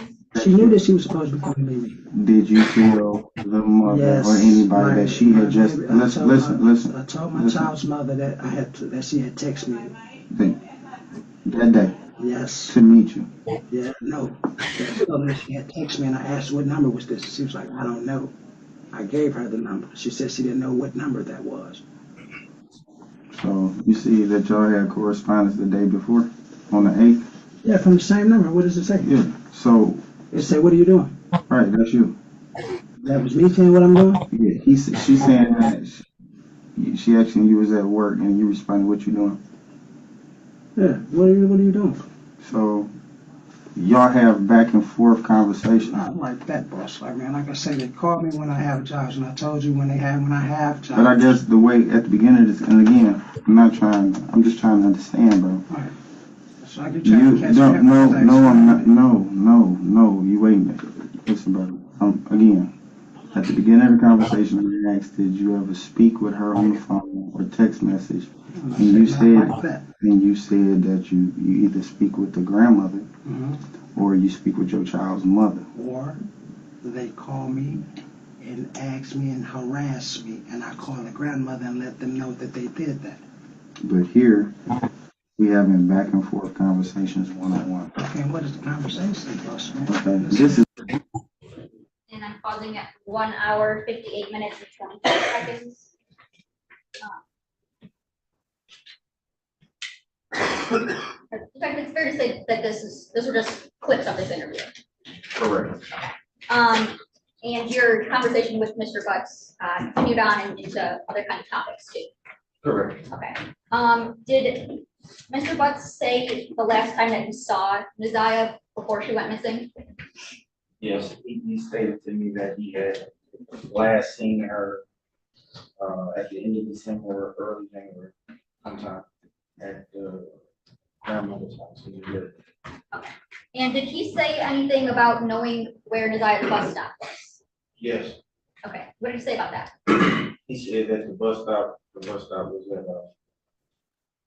a 3 mile drive in Cornwall. And when you guys are talking, and you mentioned the name Zaza, who is he referring to as Zaza? Just he was talking about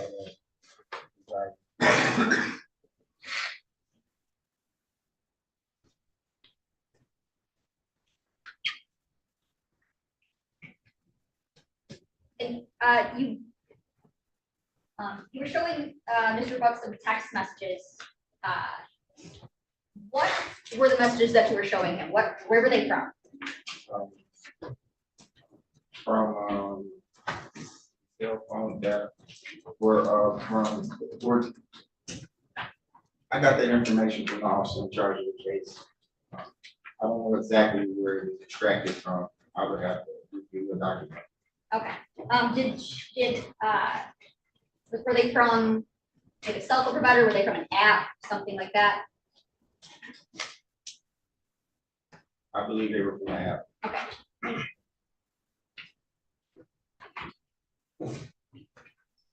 And was it your understanding that those were messages between Mr. Buck, the defendant, and Nizaya Harris? Absolutely. Okay. And the photo that you showed Mr. Butts, where he identified Nizaya Harris,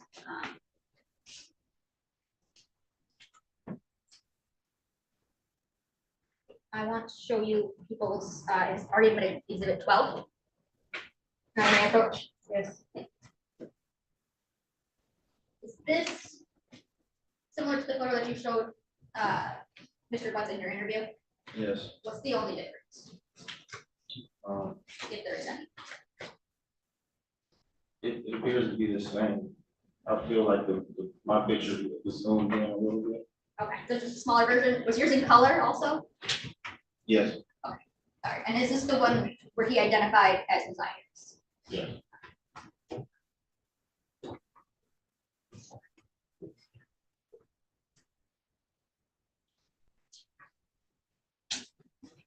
I don't think I have time.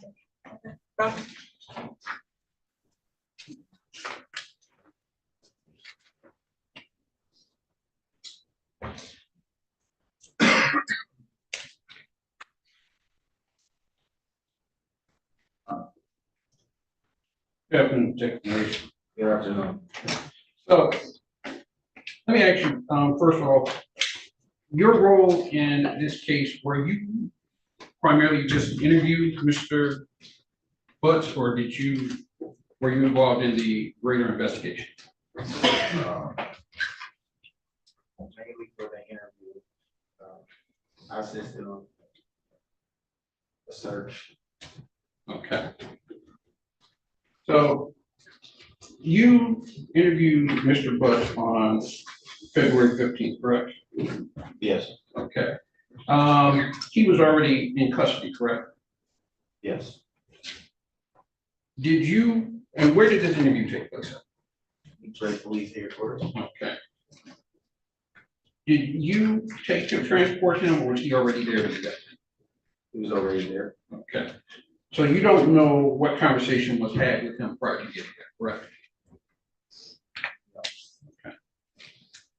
How long was he there prior to you seeing him? Did you know? Okay. But it was you and your partner, Lisa Johnson? Yes. All right. You came to the room, correct? And he was already in the room when you came in? Yes. And you said that you didn't offer him any food or drinks? No. Okay, do you know, have he had a chance to use the restroom? No. Okay.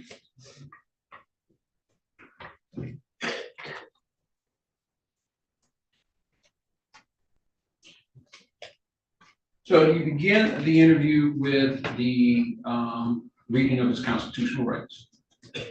Yes. All right. And you said you believed he understood English. He understood everything you said, correct? Correct. And you read the rights from him. Yes. Did he read them to you or did you read them to him? I recited them to him first. Okay.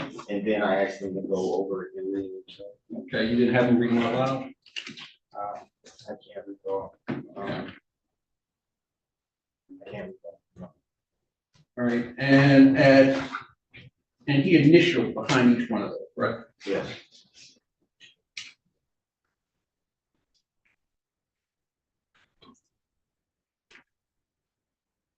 You had him verify his phone number, correct? Correct. First of all, let me ask you, what was Mr. Butt's demeanor at the time? Initially, it appeared to be program.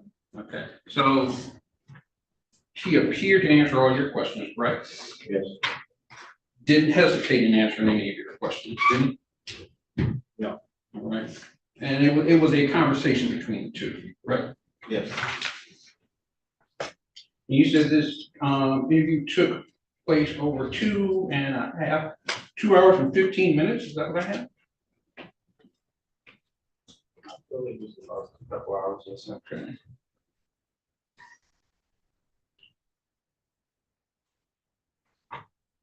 So you asked him about his cell phone, correct? Yes. He gave you the cell phone. I'm sorry, he gave you his number, right? Yes. And he even signed off to say, yeah, go ahead and search my cell phone, right? Yes. Okay. Now you asked him about January 9th, correct? Yes. And he told you he did not do, he had a legal issue up in Clinton Township. I'm sorry, he had a legal issue, excuse me. Yeah, he said he had a legal issue, yes. Right. Did you check and verify whether or not that was true? I did not. Okay.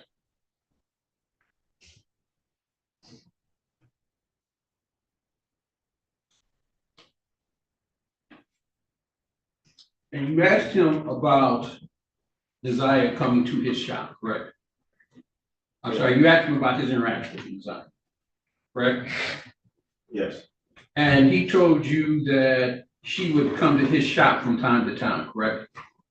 Yes. And he would have her do work in his shop, correct? Yes. And he also told you he had his daughter do work as well, correct? Correct. Did you verify whether or not that was true? I did not. Okay.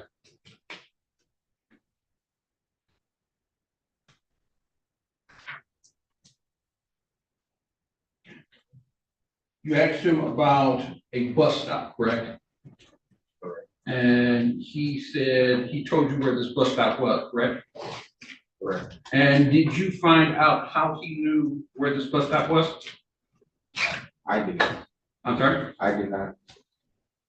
Did he tell you that anyone told him where this bus stop was? I'm not sure, sir. I can't recall. You can't recall? Maybe that's true. I Can't recall. Okay.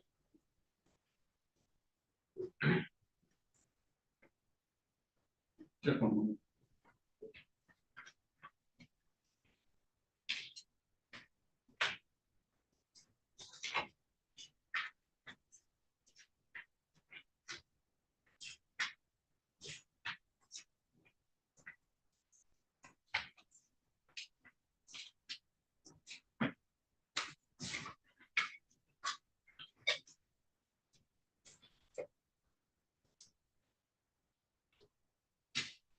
Yeah, I have no further questions.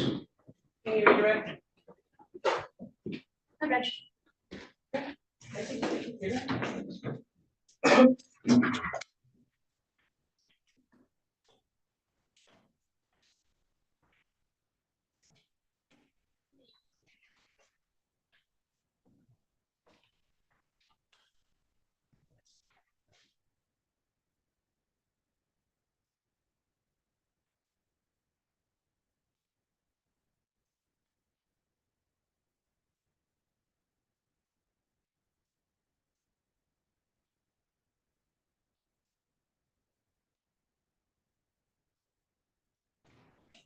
Okay, we have 4 to 5 left, right, as far as witnesses? I believe so, Judge. I don't think they're gonna be lengthy. Okay, we'll come back at 1:45 and finish up.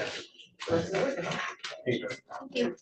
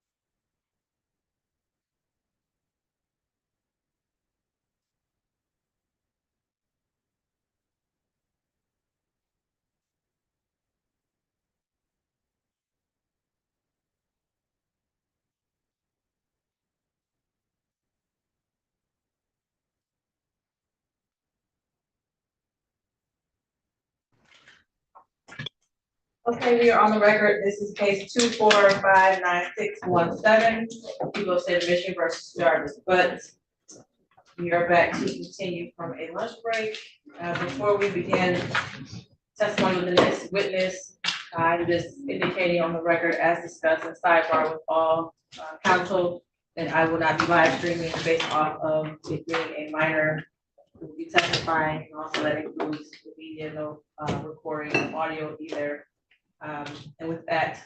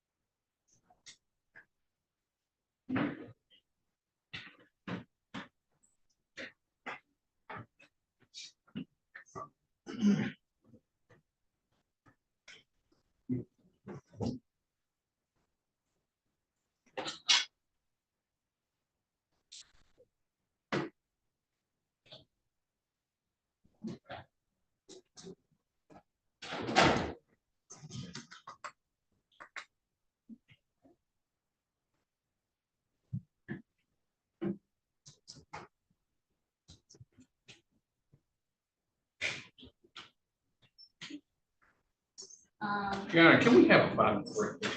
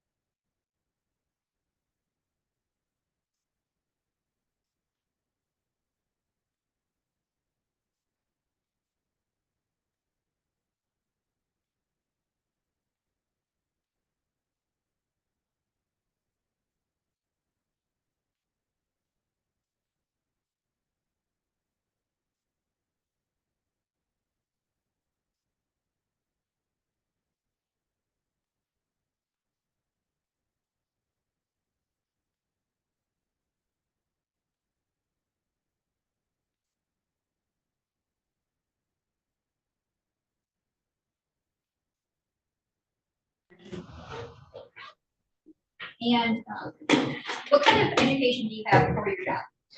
I have a bachelor's in biochemistry from Eastern Michigan University.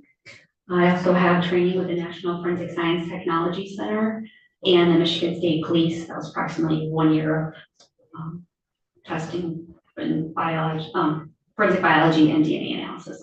Okay, so what kind of training, I guess, do you have to have for your role that you do, and do you do any continuously?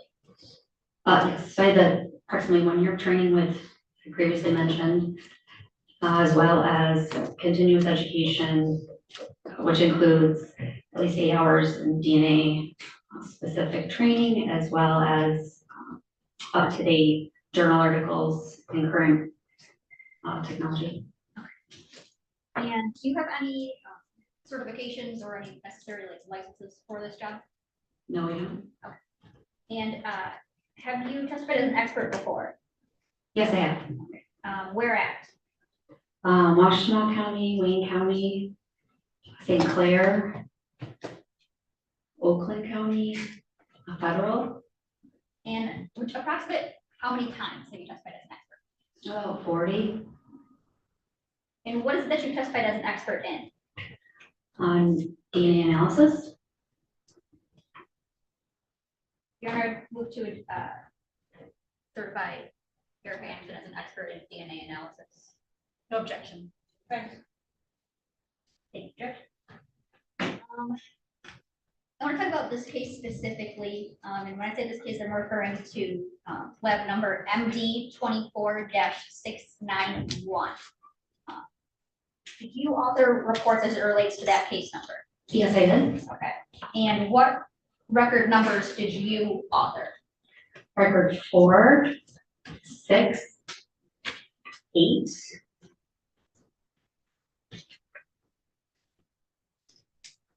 Maybe there's one more.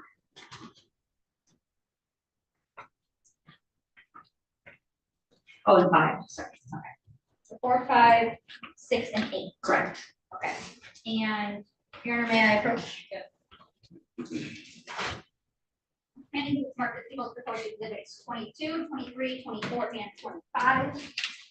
Look at these and tell me if you recognize what I mean.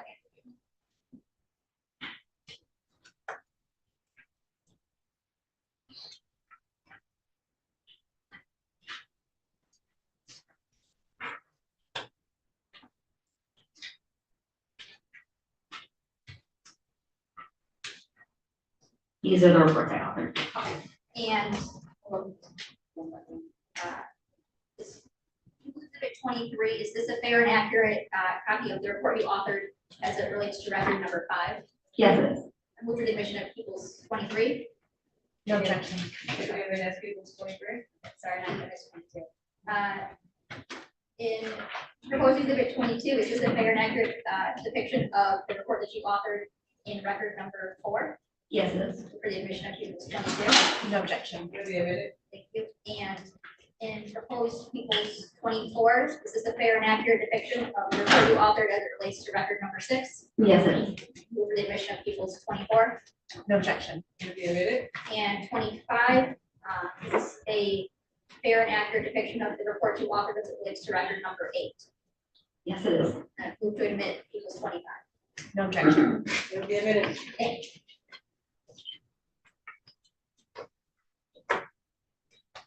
Now, may I publish it? Yes. Thank you.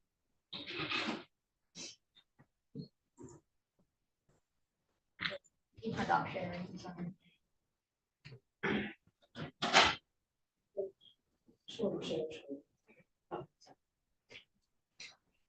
And okay, so we're looking at People's 22 right now. Tell me what is that like these reports just generally start with at the top?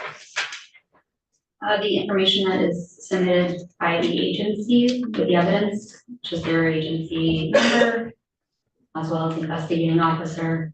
And then we assign a laboratory number to the case. It also has the date received for that evidence and the date the report was completed.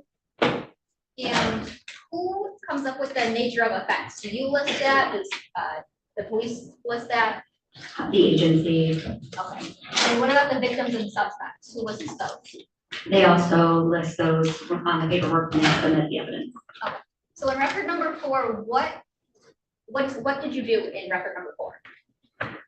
I interpreted and recorded 2 items of evidence that were submitted. What were those items of evidence? A buckle swab from Jarvis Butts and an ID, swabs of an ID card. And what is it that you did to them? What's the process that you did? So I'll give you a general overview of the process. When we receive this evidence in our laboratory, it's usually in a small tube, it's cuttings or swabs from evidence. We then extract the DNA, we see how much is present, and then we make many millions of copies of that DNA. We can then get a picture of that DNA profile from the evidence for the individual, and we can compare those. So in this case, I received the buccal swab, and for a reference sample or a buccal swab or blood known DNA from an individual, everyone has 1 or 2 what we call types at each of the locations within the DNA.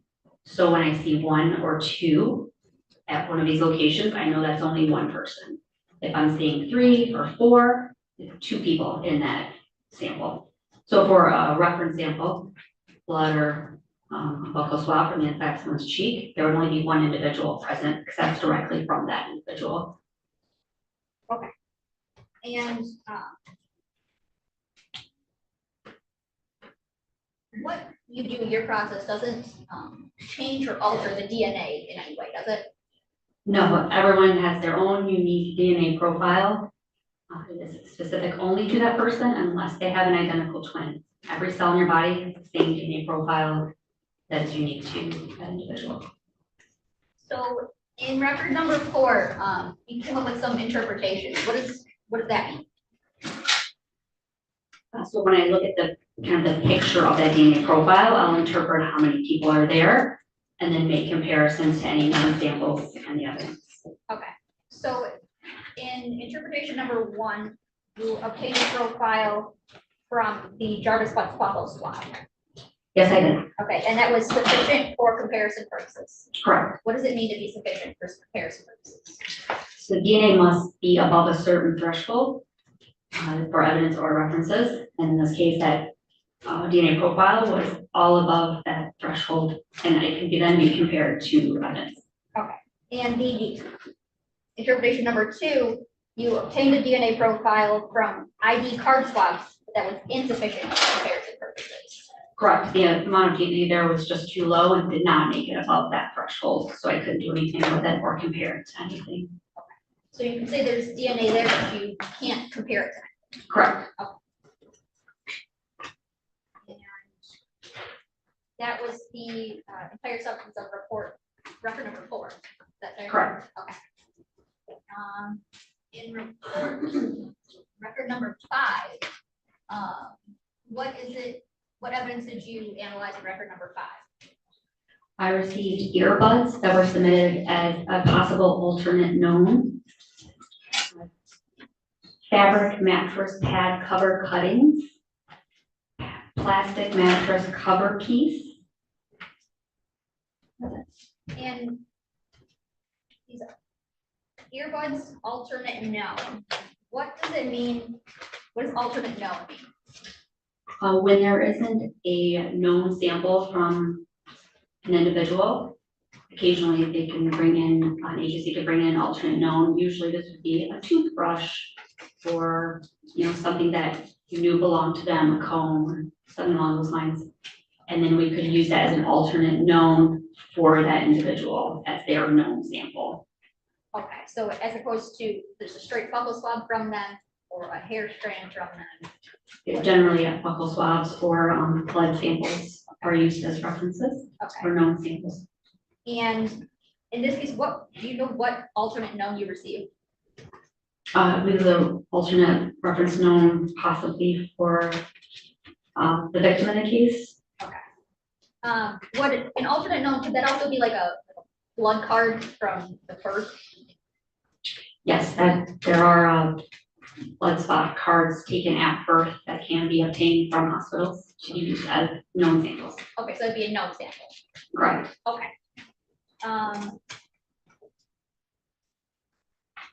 And your results in this case, your interpretations, you stated there was a DNA profile obtained from the earbud swabs that was not sufficient for comparison purposes. Is that the same thing that you were saying for in record number 4? Correct, yes, it wasn't enough DNA there to make any determinations. And interpretation number 2 is for the fabric mattress pad cover stain. Why did you assume that it originated from one individual at genetically types as well?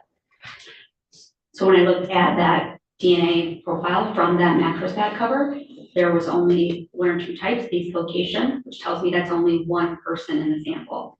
I could tell they were male because there was a Y. If it's female, it'll normally be an X present at the locations that determine sex. So I determined that it was one individual and they were male. Okay, and you determined that based on Jarvis Buck's known buckle, he was excluded from the mattress pad cover stain? Correct, he was excluded from that. Okay. And in interpretation number 3, there's the plastic mattress cover piece swabs. You assumed that there was DNA profiles from 4 individuals, which at least one was male. Correct. Explain that. So once again, I looked at each of those locations, and like I said, there's 1 or 2 at each spot. I can also see how they line up with each other. Your DNA will be about the same height at each location, those 2 types. So if one is much bigger, that would also tell me that it's 2 people. So in this case, it indicated that there was 4 individuals in this sample, and that at least one of them was male. Okay, and then you made actually a hypothesis and results as it relates to the plastic mattress cover piece swab. Explain, first go through what's the hypothesis? So I use a mixture interpretation software called StarMix. And what the software does is it breaks that mixture down into its individual components, and it determines which profiles would best fit in that mixture. And using frequencies from the population, I can compare known samples, and it will give me a likelihood ratio, which is how many times more likely that that individual contributed or did not contribute to that mixture than a random individual in the population. Okay, so in this case, you compared this to a known sample from Jarvis Butts and 3 unknown unrelated. I only compared him, the hypothesis is that it would be Jarvis Butts and 3 unrelated unknown contributors, or hypothesis 2 or idea 2 is that it's just 4 unknown unrelated individuals. So it compares those 2 ideas and then provides that likelihood ratio. And you determined there was very strong support that Jarvis Butts was not a contributor to the plastic mattress cover piece swabs. Correct. 750 billion times more likely that it originated from those 4 unknown unrelated individuals than Jarvis Butts and 3. Moving on to record number 6. What evidence did you analyze here? I received shower drain spots. And just for clarification purposes, back in record number 5 and in record number 6, these mattress cover pads, plastic mattress pads, shower drain spots, do you have any idea where these are coming from? No, they were just given to me in a tube from a previous analyst. Okay. All right, so you said you did shower drain swabs. What was your hypothesis of this? So I determined that there was, once again, 4 individuals in that sample, with at least one of them being a male. Okay. And so your hypotheses were essentially the same thing as the record before? Correct. Okay. So in this one, you said you had moderate support that Jarvis Butts was not a contributor to the shower drain swabs. Explain that. Best way to think of this likelihood ratio is kind of like a teeter-totter. So on one side is hypothesis one, that Jarvis Butts and 3 other individuals. And the other side is just 4 unrelated unknown contributors. So think of it as tilting one way or the other. So very strong support one way, very strong support the other way, or you could have just moderate support or just limited support, which would be just, a little bit of a tilt, or they could be fully excluded from the sample. So in this case, it was 4.6 thousand times more likely that it originated from those 4 unrelated individuals than Jarvis Butts and 3 other individuals, which is moderate support that he's not a contributor. So it's tilting that way, just not all the way. And in record number 8, what evidence did you analyze here? I received black hoodie stain swabs, another set of black hoodie stain swabs, black hoodie swabs, pink bodysuit stain swabs, pink bodysuit swabs, as well as Najaya Harris blood card. Now, what kind of testing did you do in record number 8? The same as the previous records. Okay, and that's autosomal DNA? Yes. Now, going through this, you were able to have a sufficient amount of DNA for comparison for Najaya Harris's blood card? Correct. Okay. And in your second interpretation, this is as it relates to black hoodie stain swabs. This is 5AD stain swabs. What were your hypotheses here? I determined that there were 2 individuals in that black hoodie stain swab, first one, 5AD. And I would compare each of the known individuals to the sample. So initially it would be Jarvis Butts, and on one unrelated unknown contributor, and then on the other hypothesis would be 2 unrelated unknown contributors. So based on those results from the black hoodie stain swabs, it was approximately 460 times more likely if it originated from Jarvis Butts and an unknown contributor than if it was from 2 unrelated unknown contributors. And this provides moderate support that Jarvis Butts is a contributor to the black hoodie stain swabs. And you can't say what that stain was, can you? No. And then you said you did one for Jarvis Butts and you did one for Najaya Harris. Correct. So when comparing Najaya Harris, it's approximately 3.7 million times more likely if it originated from Najaya Harris and 1 unrelated contributor than if it were from 2 unrelated unknown contributors. And this provides very strong support that Najaya Harris is a contributor to the black hoodie stain swabs. And in interpretation 3, this is the second of the black hoodie stain swabs, 5BD. When they're separated like that, when you go to like 5BD and 5AD, does that tell you that there's different parts that are being swabbed, different areas? Generally, it will be 2 different stains on the same item, but the person that actually took those swabs, they would best be able to describe where they were collected from. So as it relates to 5BD, the black hoodie stain swabs, what did you find there? That was 1 individual in that sample, and it genetically typed as female. And so if that's the case, what was your hypothesis then? So comparing Najaya Harris to that sample, it was 3.6 octillion times more likely if it originated from Najaya Harris than if it was from an unrelated unknown contributor. And this provides very strong support that Najaya Harris is the contributor to that black hoodie stain swab.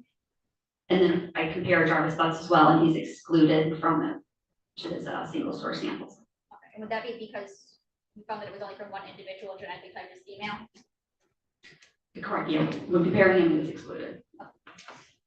And when you say octillion, not a math person, how many zeros is that? That is 27 zeros.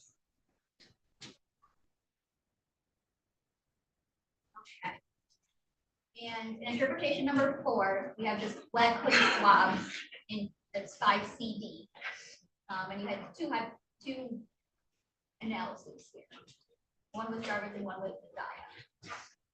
What did you find as it relates to the comparison with Jarvis? So the black hoodie swabs, and generally these are taken to see who may have possibly worn it or skin cells opposed to stain swabs. So I determined that this was from 3 individuals. There were 3 individuals in that sample, and at least one of them genetically typed as male. And when comparing it to Jarvis butts, it was approximately 2.1 million times more likely if it originated from Jarvis butts and 2 unrelated unknown contributors than if it originated from 3 unrelated unknown contributors. And this provides very strong support that Jarvis butts is a contributor to the black hoodie swabs. And what about the comparison to Nizaya? When comparing Isaiah Harris, it was 97 sextillion times more likely if it originated from Isaiah Harris and 2 unrelated unknown contributors than if it originated from 3 unrelated contributors. And this also is very strong support that Isaiah Harris is a contributor to the black hoodie swabs. And how many zeros after sextillion? Sextillion is 21.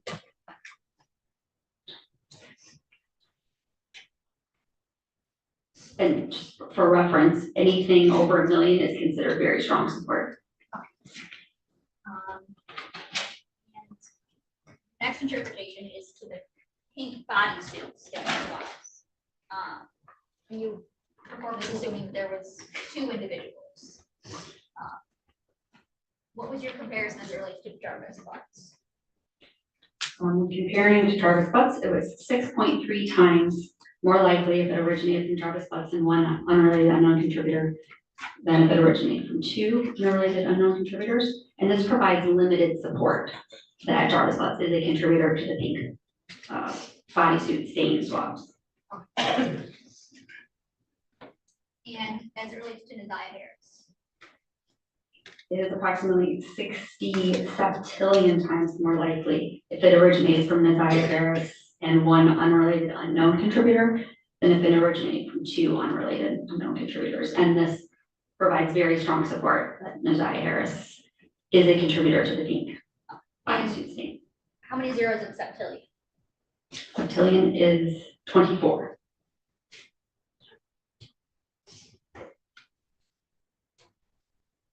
Then interpreted the pink bodysuit, regular swabs of it. You determined that there was 2 individuals, at least 1 was typed as male. Correct. Tell me your comparison with Jarvis butts.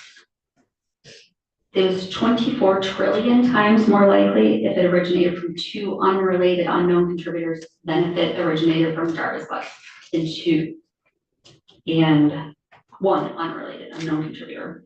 And this provides very strong support that Jarvis butts is not a contributor to the pink bodysuit swabs. And you had said previously, just the swabs of items, you said they're more related to like a wearer ID type thing? Generally, if it's possible stain, blood stain, semen stain, it'll have the word stain. When it's just swabs of, generally it is just swabs looking for who was possibly wearing that item. But I did not take the swab, so that person would be able to tell exactly.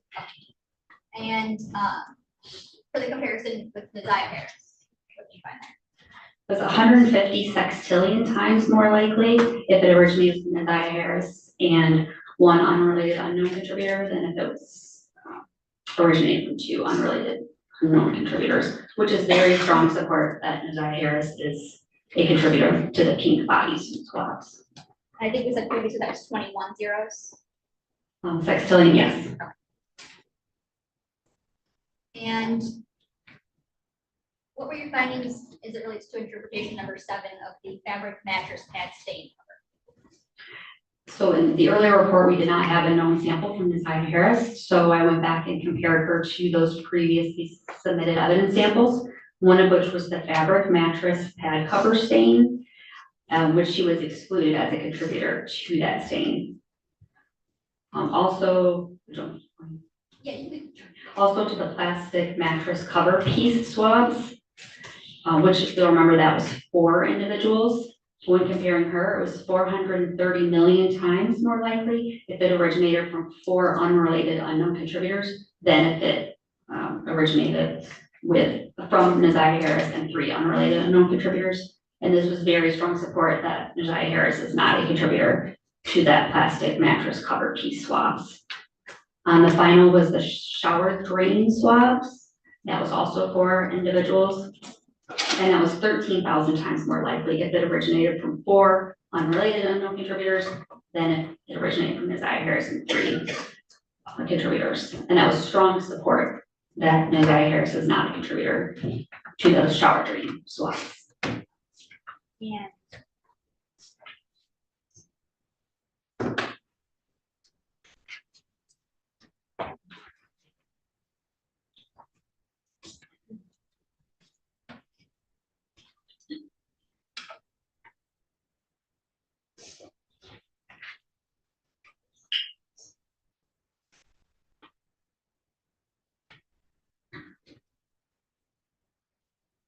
Nothing else. Ross, thank you. Good afternoon.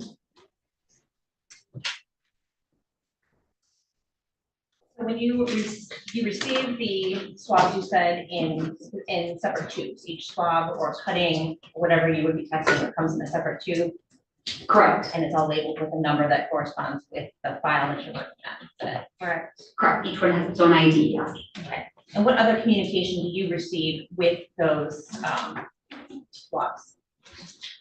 We have submission paperwork, and that is in our system loaded, as well as all of the worksheets from the analysis that we go through.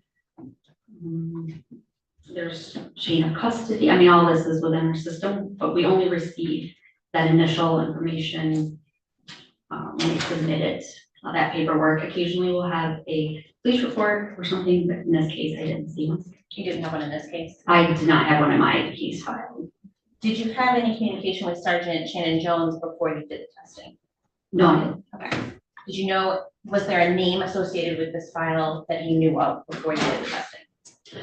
There are, like I said, names within the case file. Generally, we process samples in batches and we don't we look at all that before we get started until we sit down to actually write the case, and those profiles are already complete.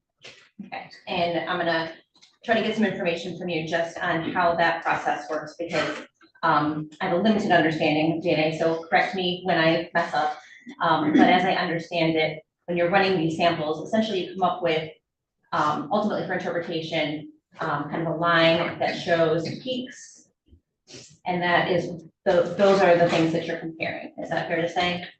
So we look at 24 different areas within the DNA, and 2 of those will just give me the sex of the individual, if they're male or female, if there's a male included. On the other 22, it will be 2 like peaks basically at each location, and you'll have either 1 or 2 each individual. And there could also be other peaks. So typically you have some that are taller than others, but you could also have shorter peaks. Is that fair to say? If there's multiple people in that sample, I'll see maybe several peaks, and that's how I would determine how many individuals are in that sample. Or things that you might interpret as, like, I think they call it stutter. We possibly, it's a kind of a normal part of the system. There are these peaks that are expected, and they generally are filtered out. Occasionally they get a little high, but we know what they are.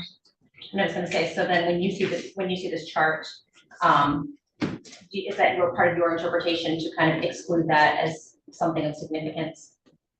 The stutter peaks? Yes. Yes, I would evaluate if any of those peaks could possibly be stutter or not. Okay, and I think you answered this, but I just want to make sure. How many loci did you test? There's 24 total loci. And that's what you tested? Correct. Okay. And that's of like the 3 million base pairs that exist, fair to say. And there's 150,000 loci in human genome, correct? Is that- Yeah, this is the standard for forensic testing, yes. It's 24.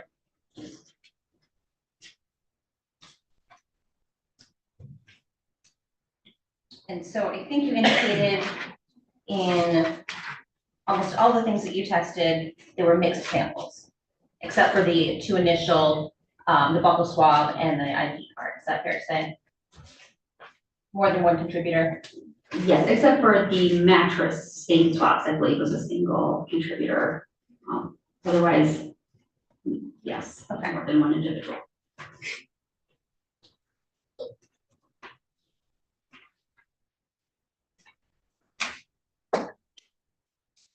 The black hoodie swab, the non-stain swab.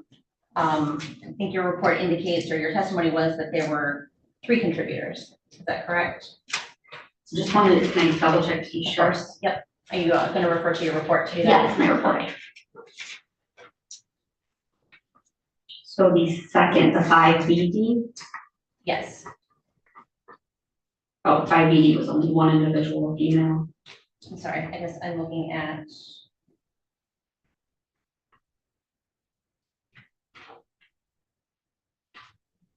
The hoodie swabs, not the same. Correct. Yes, that was, I determined 3 individuals present. Okay. And I think your report says that at least one was male. Correct. I can't determine how many males, just that at least one is male because there was a Y in the sample. Okay, so fair to say there could have been 2 male contributors and 1 non-male, 1 female contributor. Yeah, and all I know is there's at least one in those 3. Okay.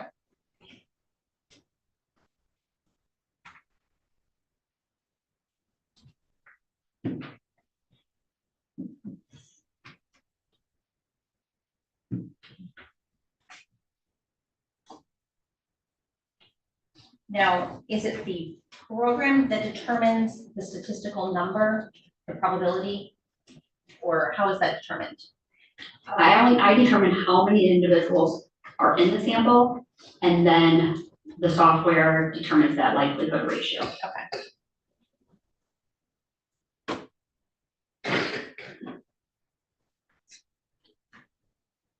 Because you're only receiving swabs or cuttings, you don't actually see pictures of what the items are that the stains came from or the swabs came from. Is that fair to say? Or do you? They are in the case file. I did see them in this case. So sometimes I'll look at them, and sometimes I'll just write the report unless there's a need to see them. They're not always provided, but. Do those pictures indicate to you where the different samples might have been taken from, or the swabs may have been taken from? Yes, the pictures in this case were taken by the previous analyst that provided the samples to me. So she would have actually examined the evidence itself, took the pictures, as well as where any swabs or cuttings were taken. So the previous analyst would be testing for genetic material in general. Is that fair to say, like saliva, blood, semen, stuff like that? She's the one that's making that determination. Yes, she would do any body fluid testing, such as blood, semen, saliva, and then any swabs that just for skin cells. Okay. DNA can degrade over time, fair to say? Over time and in certain conditions, sure. Weather, stuff like that. Potentially as sunlight can degrade DNA. The elements in general, bacteria. Yes. Okay. And so when it degrades, does that mean that the DNA molecule itself is breaking down? Yes, it's degrading, yeah. And what is the impact of that on a DNA test? It could just be lower than it would have been. So there's still a profile, it's just lower. We also see a very specific pattern when something is degraded, where it is, instead of peaks kind of being nice and straight, they kind of ski slope off. So we can identify it. Okay. Could it mean that you get an incomplete or a partial profile? Sure, yeah. Was that a factor at all in any of the swabs that you tested in this case? I Didn't see any very specific, that pattern that I was talking about, I didn't see that.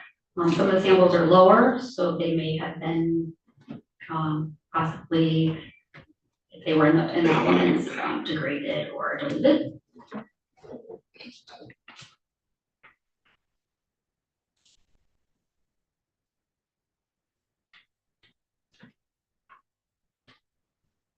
So you mentioned that when you're looking at a profile, if you see a Y chromosome, that indicates to you that there's a male contributor to that sample. Correct.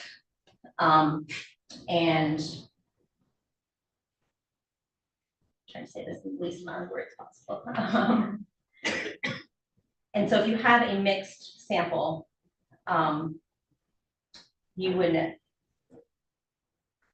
can do, or one of the ways to determine the male profile would be to use a Y-STR analysis. Is that correct?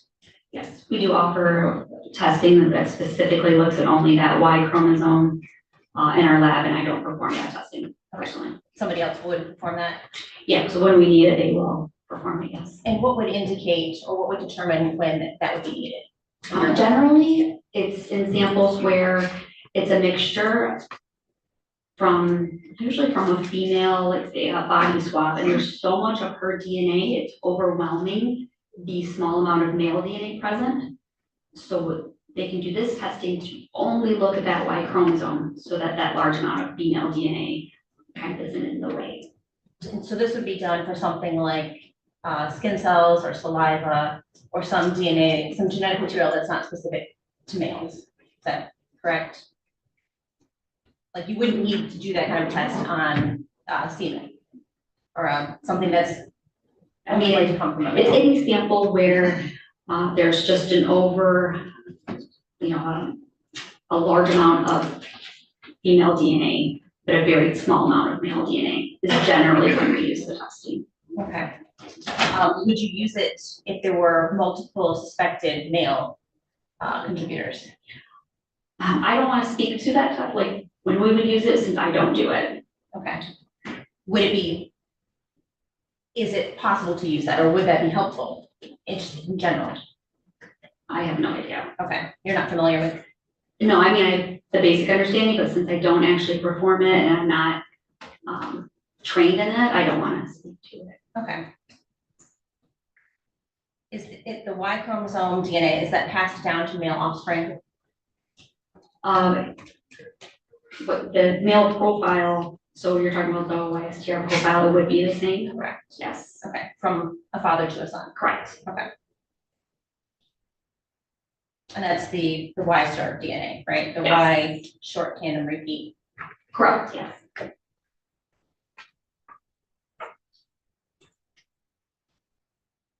So you could have a similar Y-STR profile between a father and a son because that chromosome is being passed down almost completely unchanged. Is that fair to say? Or is it correct scientifically? I mean, scientifically, they would have the same, without any mutations, that father and son would have the same Y profile. Okay. But in autosomal testing, they would not. And when you were doing your testing on these samples, we had 2 known profiles, correct? Correct. You were testing against Jarvis butts. Correct. Yes, and Rosaitis. That's correct. You weren't testing it against any other males. No other references were submitted to us for comparisons. Okay. So DNA test obviously can't tell you when DNA was deposited on an item. Is that correct? That's correct, yes. And it can't say how it came to be put there. Right? Correct. Like it could be there's primary DNA, right? If I cut myself and I get blood on my shirt, that would be a primary transfer, right? Yes.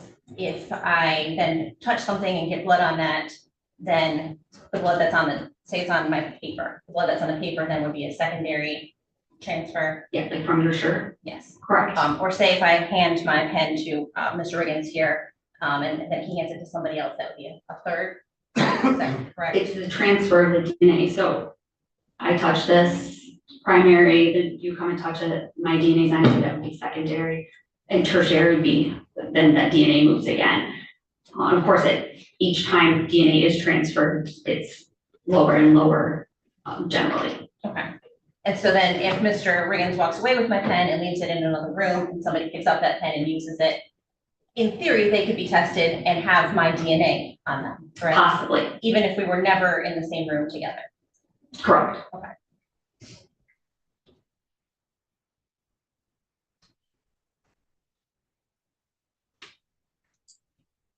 Transfer can occur also even like in a washing machine, right? Possibly. So if clothes are washed together, which is kind of illogical, right? You're washing something, but in reality, my clothes and Mr. Riggins' clothes could be washed together and his DNA could transfer onto my clothes just by virtue of being washed in the same cycle. Correct.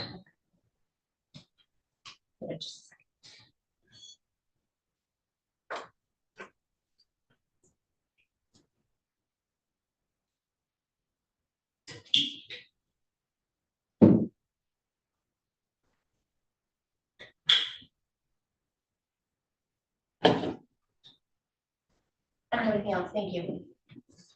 Yeah, read it. Just read it. You asked some questions about YSTR testing. Would it be fair to say that that's kind of like a secondary test you would do if nothing comes up in autosomal DNA testing? Correct. That's when we look at that type of testing, is when we don't get results with autosomal. And is that because an autosomal testing would be a direct match as opposed to just a match on a Y chromosome? To a Y profile that is shared. Yeah. Okay. So in these reports, you had known samples from Messiah Harris and known samples from Jarvis Bunce. Correct. Okay. And they were direct autosomal matches to Jarvis Bunce. We don't use match.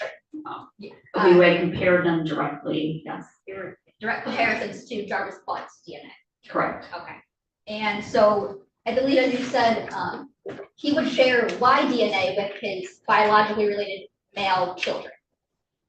Correct. But his X DNA would not be the same as his biologically related male children. No, we get half our DNA from our mom, half our DNA from our father. So that's what makes up your DNA profile.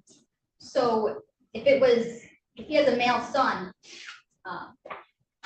their DNA would not compare, it would only be compared comparatively to the Y chromosomes, not the X chromosome. Yes, so father and son, they would not have the same profile, but they would have the same Y profile, which is not the testing that was done in this case. Correct. This is direct autosomal comparison. Correct. Okay. And is it fair to say that people shed or produce or leave DNA at different rates? Yes, everyone is different, how much DNA you leave behind when you touch something. Things like blood, semen, saliva, we would expect there to be more DNA present in those types of samples versus just touching something in skin cells. And given that people can shed DNA at a different rate, that's kind of the right way I'm wording it. You can't say whether or not something was a primary transfer or a secondary transfer based on the amount of DNA present.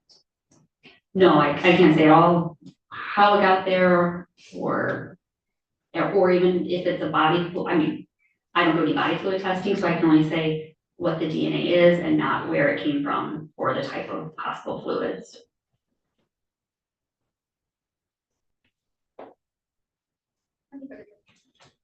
Thank you. Okay, thank you.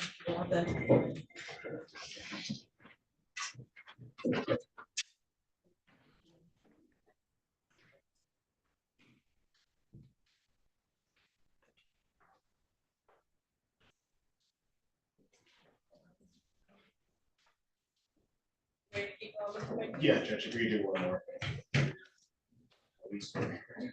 At this time, you will call Lieutenant George Harris.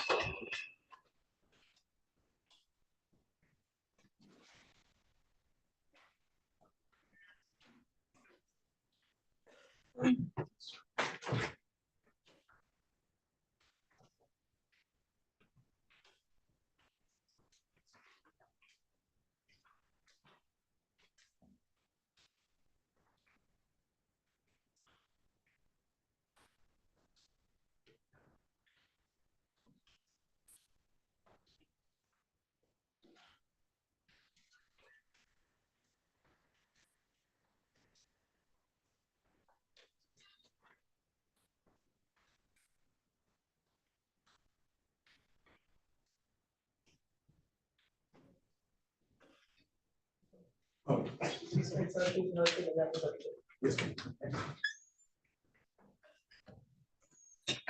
May I proceed, Judge? Yes. Could you state your name for the record, sir? George Harris. Yeah, just go back. You can just take it off the list. And what do you do currently for a living, sir? I'm a school safety liaison. Okay. And going back to January of 2024, where were you employed at that time? Detroit Public Schools Police. And what did you do for the Detroit Public Schools Police Department? I was a lieutenant. And assigned to an investigative division or something else? I was in charge of the Western Patrol Division and our intelligence unit. Okay. And did that include, at least on the intelligence unit side, some investigatory roles? Yes, it did. Okay. And were you involved in the disappearance and homicide investigation into Messiah Harris? Yes, I was. And how did you become involved in that, sir? The initial report came in that she was missing. A detective was assigned to it. She liaisoned back to me that Zai had a social media account and had communicated through text now. So anytime there was a cyber-related nexus or anything having to do with cell phones or digital communications, I was the person who would handle it with the district for years. And what is the reason you would handle the sort of cyber or internet portions of investigations? I had the training and experience. And as part of the investigation, did you do an initial search warrant to TextNow? Yes. Okay, and did you get an initial return for that? Yes. Okay, and were those from the dates of January 8th, 2024 to January 26th, 2024, if you remember? That sounds about right? Yes. Okay.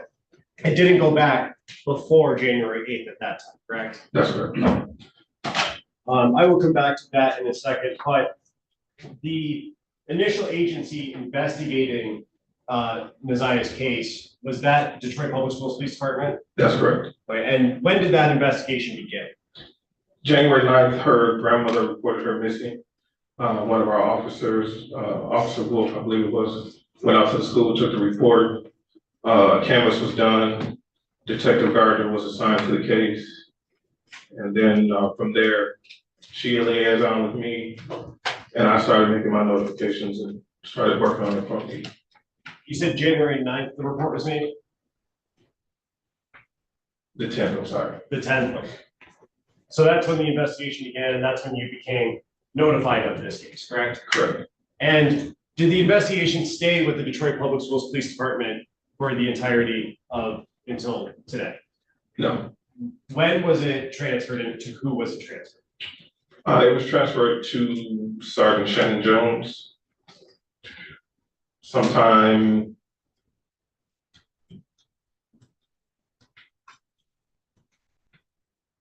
I don't remember the exact date, but it was later in January, maybe early February. Okay. So we're getting closer to that 30-day mark. Around a month? Yes. Okay, and what was the reason it was transferred to DPD? There have been no sightings, nothing that had been heard from her. At that point, the other agencies that I brought in, we ended up shifting it over once. We received some more calls from DPD. The commander of the 5th precinct called me, and we just got together with Detroit, my chief and I, and the deputy chief, and then they decided they were going to take it over because it appeared that she was not going to be recovered. Okay, and in the course, to your knowledge of the initial investigation by the Detroit Public Schools Department, was there any activity from Naziah on social media after January 9th? Not from Naziah. Now, you said earlier that after it was transferred to the Detroit Police Department, did you receive a call regarding, from Sergeant Jones regarding a request to confirm an ID that was found, a school ID? Yes. Okay, and did you receive a copy of that picture of the ID to confirm it? Yes. Okay.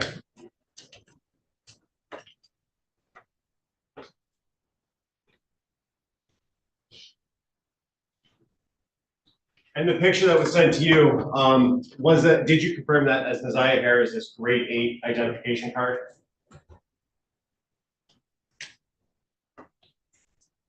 If you don't remember. I'm not sure Okay. what grade she was in, but yeah, it was her identification card. May I approach this? Yes.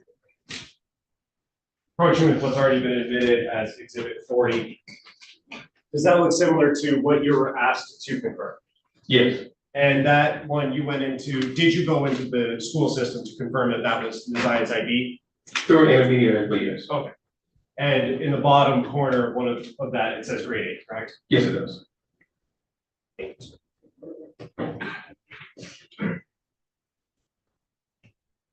And you had said earlier that you did an initial search warrant to text now to receive some messages, correct? It started out as an exigent circumstance request, but yes. Okay. And may I approach again? Yes. We're approaching with what's already been admitted as Exhibit 16. And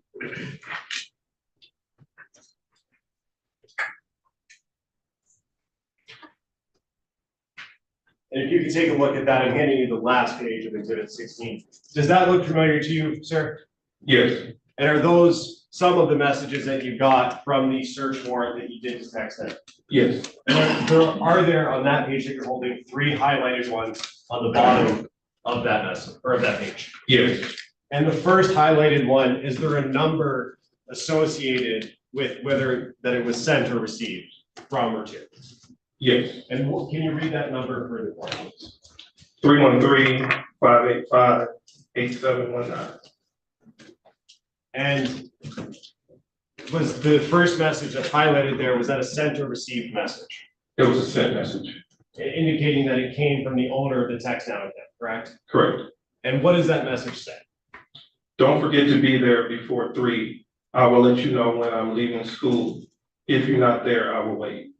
And to be clear, the owner of the account that you did a search warrant on, you believe to be Naziah Harris, correct? That's correct.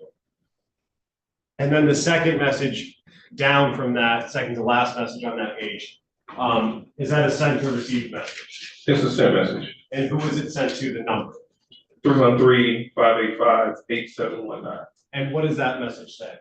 Send okay if you send the message so I can delete your number. And then the last message on that page first, is that a sent or received message to that account? Received. So the owner of the account would have received that message from someone else?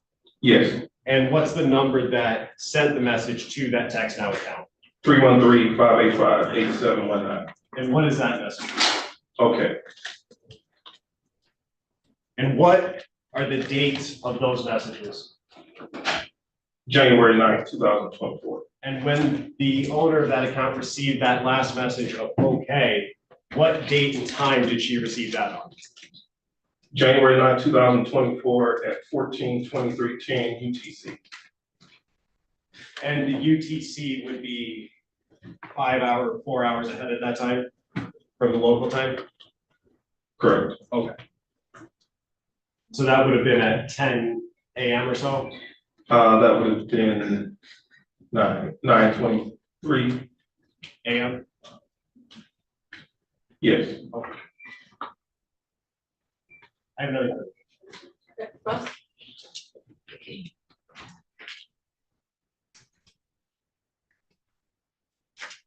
Is it,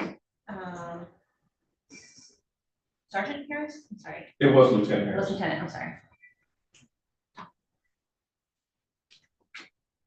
So did you learn about this case through Detective Gardner? You learned about it from somewhere from the school, or how did it land on your desk? So the grandmother went to the school called Officer Wolf, who works that area. And then whenever we have a missing student, we always dispatch a detective. Okay, so it was Officer Wolf who was initially dispatched to the school Correct. to do kind of an initial intake or interview, Yes. so to speak, okay. And you're familiar that he did that? Yes, he generated a report and did that. And then Detective Adele Gardner took over from that. So when Officer Harris, Wolf. I'm sorry, Wolf came back with his report, he passed, essentially, the report indicated what he did on the case and then handed it off to Detective Gardner. No, Detective Gardner responded to the scene before he even came back and did the report. Okay, so Detective Gardner is also involved in some of the things that Officer Wolf did.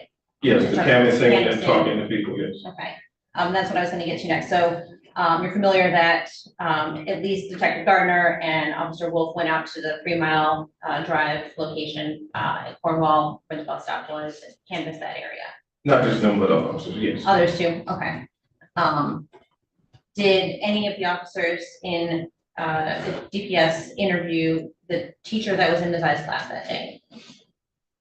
Yes, I believe so. Yes, do you know who it was? It would have been Detective Gardner. And do you know if Detective Gardner has authored a report? She would have case notes and interview statements for everybody she interviewed. Okay.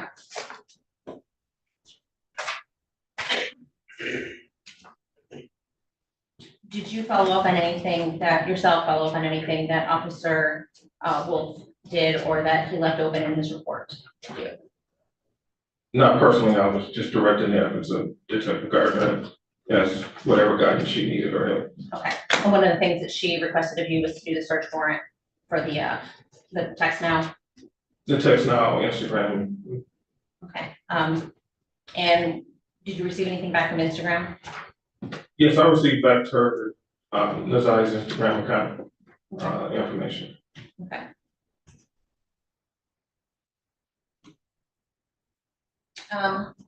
Now ultimately, you came into possession of Nazai's laptop, is that correct? You talking about the one she uses at school? Correct. Yes. And how did you become, how did you take possession of that? I sent Detective Gardner over to the school to pick it up. It was at the school? Yes. Okay, do you know where at the school? With all the rest of the laptops the kids use. Okay, so they leave the laptops there every day at the end of the day? Yes. Okay. Do you know if anybody's, from your, unit or searched anywhere in the classroom, like, lockers or areas where like coats and other things, bags, backpacks, lunch boxes, that kind of thing are stored?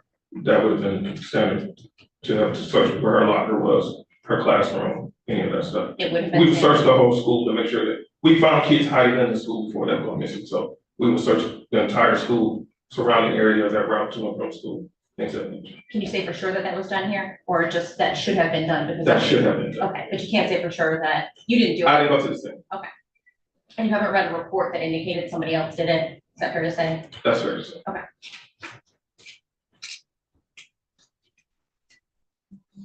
Now you also were shown a picture of Messiah's 8th grade ID card from the school? Yes. Okay. Do you know when that ID card was issued to Messiah? Should have been the beginning of school. Okay. So that would have been end of August? Yes. Or, yeah, we started before Labor Day again last year. Okay. Other than the warrant and giving the laptop over to DPD, did you do anything else yourself in this case? Yes. What else? Went back out to the school, interviewed some students, got some more information from some of the Zion's friends. Different from what they had given earlier. Spoke with her little sister, spoke with the grandmother at the release for her dental records, picked up a toothbrush. Went out on a couple more canvases, things of that nature. Okay. Now you mentioned that you passed this case off, or your department passed this case off to DPD at about the 30-day mark. Somewhere around there, it may have been a little after, because right around the 30-day mark is when I would have went and got the toothbrush, so we still had it then. Because you have to make that update in the system. You guys get close to the 30 days. So the case was opened on January 10th, correct? Correct. And was it the 13th of February that you gave the laptop to the Detroit police? Do you recall? That sounds about right, around Valentine's Day. Okay. And that would have been about the last thing that you did at that point? Yes. Okay.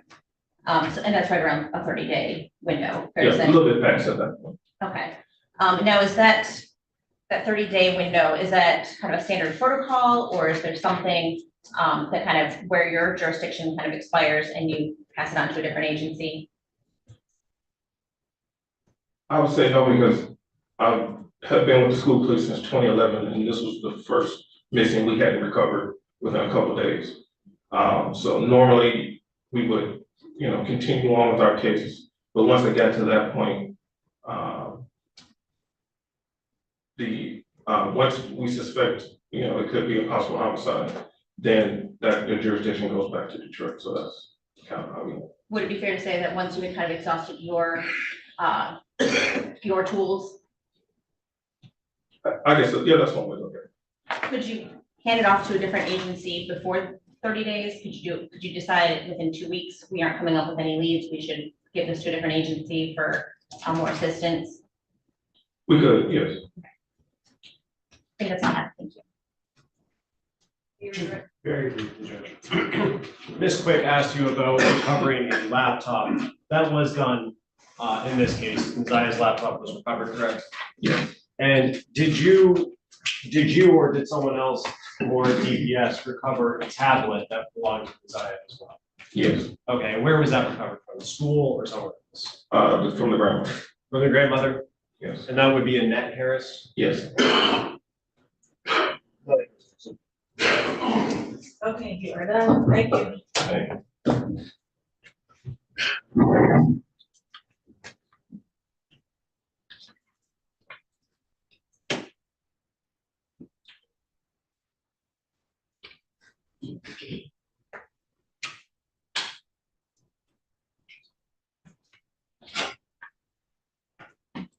Maybe we have one moment, Judge. Good.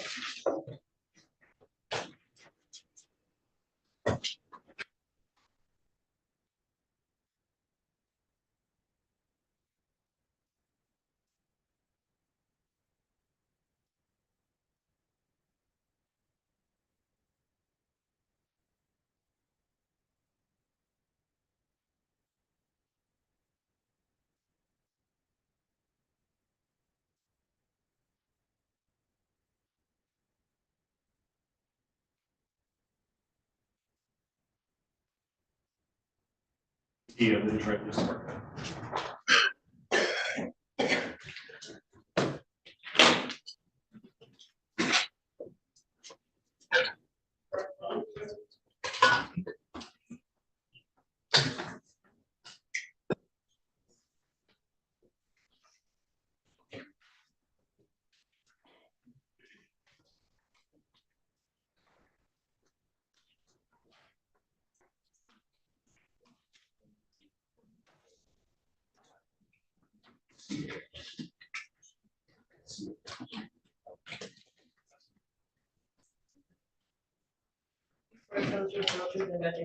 I do. Hey, procedure? Yes. Thank you. You state your name for the record, sir? Antonio Carlucci. And what do you do for a living? I'm a detective for the Detroit Police Department. How long have you been with the Detroit Police Department in total? Total 29 years. And how long in the homicide unit primarily? 11 years. Okay. And what is your current role in the homicide unit? At this time, I am one of two that extract surveillance videos from locations. Oh. And does that sometimes include like doorbell cameras, Ring or Xfinity or something like that? Correct, it does. Okay. And did you do that? I want to take you back to January 20th, 2024. Did you receive a request or a dispatch to go to a location? Not on that date, but yes, I did receive a request back in February 20th of 24 to make 4803 Bedford to recover some video. Okay, and you said 4803? Correct. And did you write a report about this? Correct. Is there an error or a typo in your report regarding the address? Yes, I have 3803. And in preparation for your testimony, did you realize that that was a typo? Correct. And what was the reason you were dispatched to that location on Bedford? At that time to recover video from a surveillance unit that's showing a girl walking down the street. Okay. And are you familiar with the area that address is in, or what the corner and cross streets are? Yes, And what are the corner and cross streets right next to that address? that is Bedford and Cornwall. Okay, and then is the street 3 Mile Drive nearby this location? That's 1 block east of Bedford. And did you have a chance to observe the videos or some of the videos that you recovered earlier today? Yes. And do those fairly and accurately depict the videos that you extracted from this system? Yeah, that was a ring system, yes, sir. Okay. And at this time, Judge, I would move to admit people's proposed exhibits 49, 50, and 51.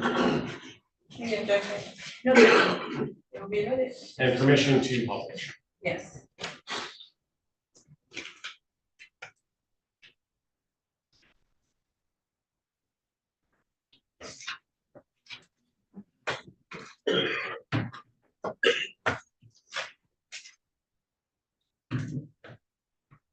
And playing exhibit.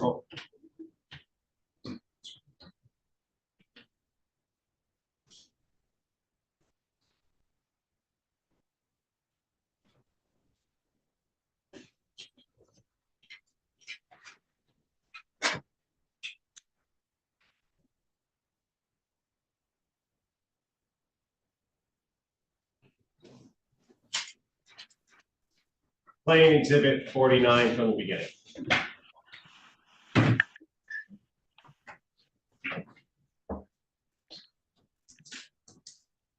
And stopping the video at 9 seconds in. I'm not gonna ask you to narrate what we're seeing in the video. I just want to lay some groundwork as to what we're looking at. Did you see that bus go by on the right side of the screen?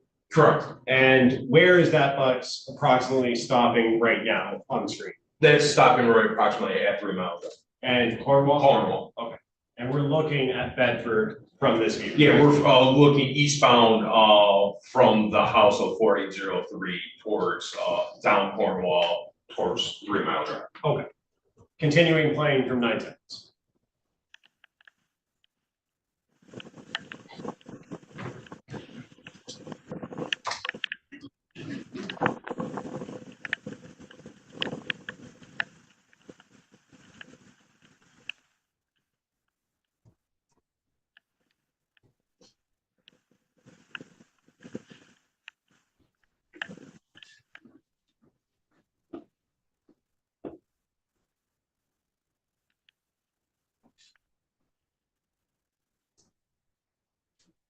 And moving to exhibit 50. And playing from the beginning.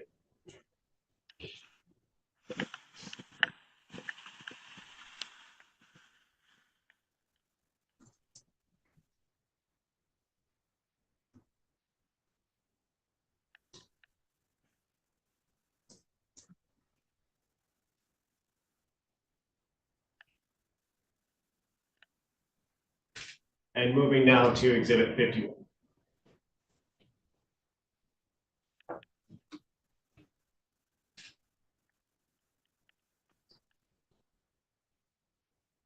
And stopping at 6 seconds into the video. Detective, is there a timestamp on this video that you can see or that you know of? There is a timestamp. Can you see it on the screen right now? No, sir. And is it being obscured by the zoom thing in the bottom right corner? Correct.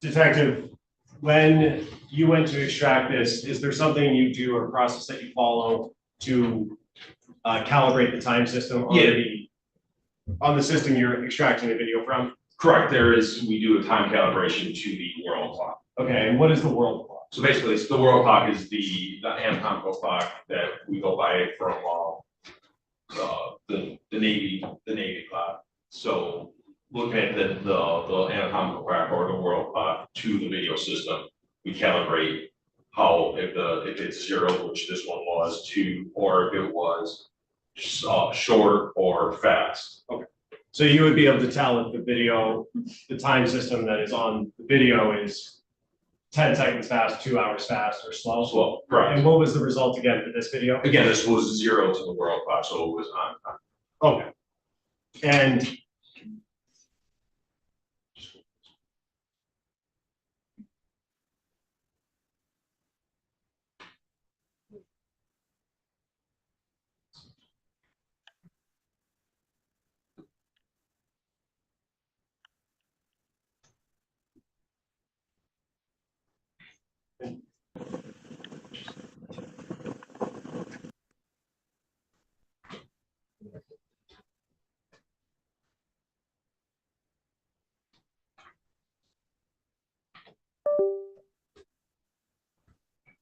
may I question administration? Yes. Detective, can you read, it might be easier on the laptop, what the time is in the bottom right corner on the screen right now?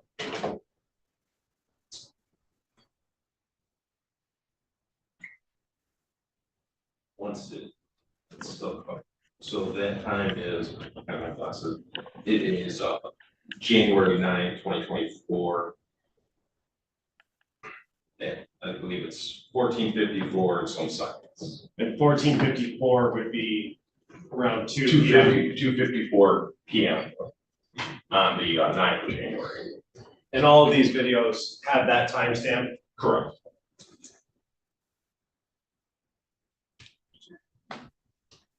And playing the video now from 30 degrees.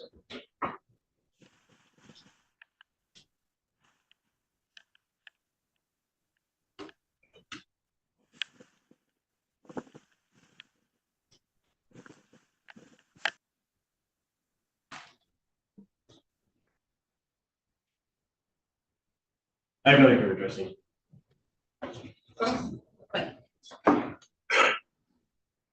So in that video, are you familiar with that area depicted in the video? Correct. Okay, so you said that that was a view from the camera on a house viewing Bedford going east. Is that correct? Bedford runs north and south, Cornwall runs east and west, so it's shooting eastbound down Cornwall, basically. Okay, the view, your view is The like, view. is looking towards the east. Correct. Okay, and so in Bedford, you said is north-south street. Correct. And so the person walking down Bedford would be going towards the north. Yes, ma'am, towards East Warren. Harper, or is it Warren or is it Harper? That's Warren. Warren, okay, Well, Warren, then Harper, that's all going in that. okay.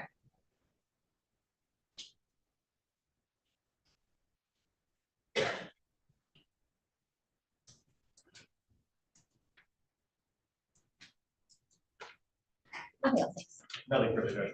Good, you're all done, thank you. Thank you, ma'am.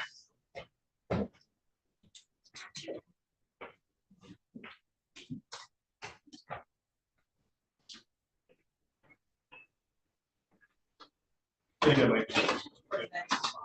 Okay. And tomorrow, how many witnesses do you anticipate having?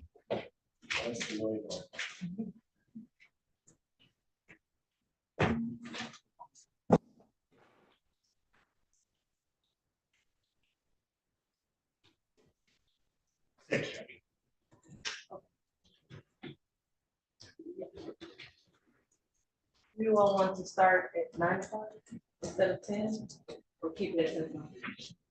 I would say probably keep it at 7 o'clock, just because Oh, you're next to city is out. Okay. All right.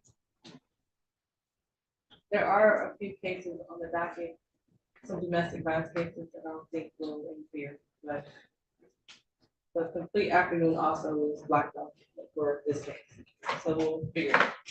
Off the record? Not for the people. Nothing, thank you. Off the record.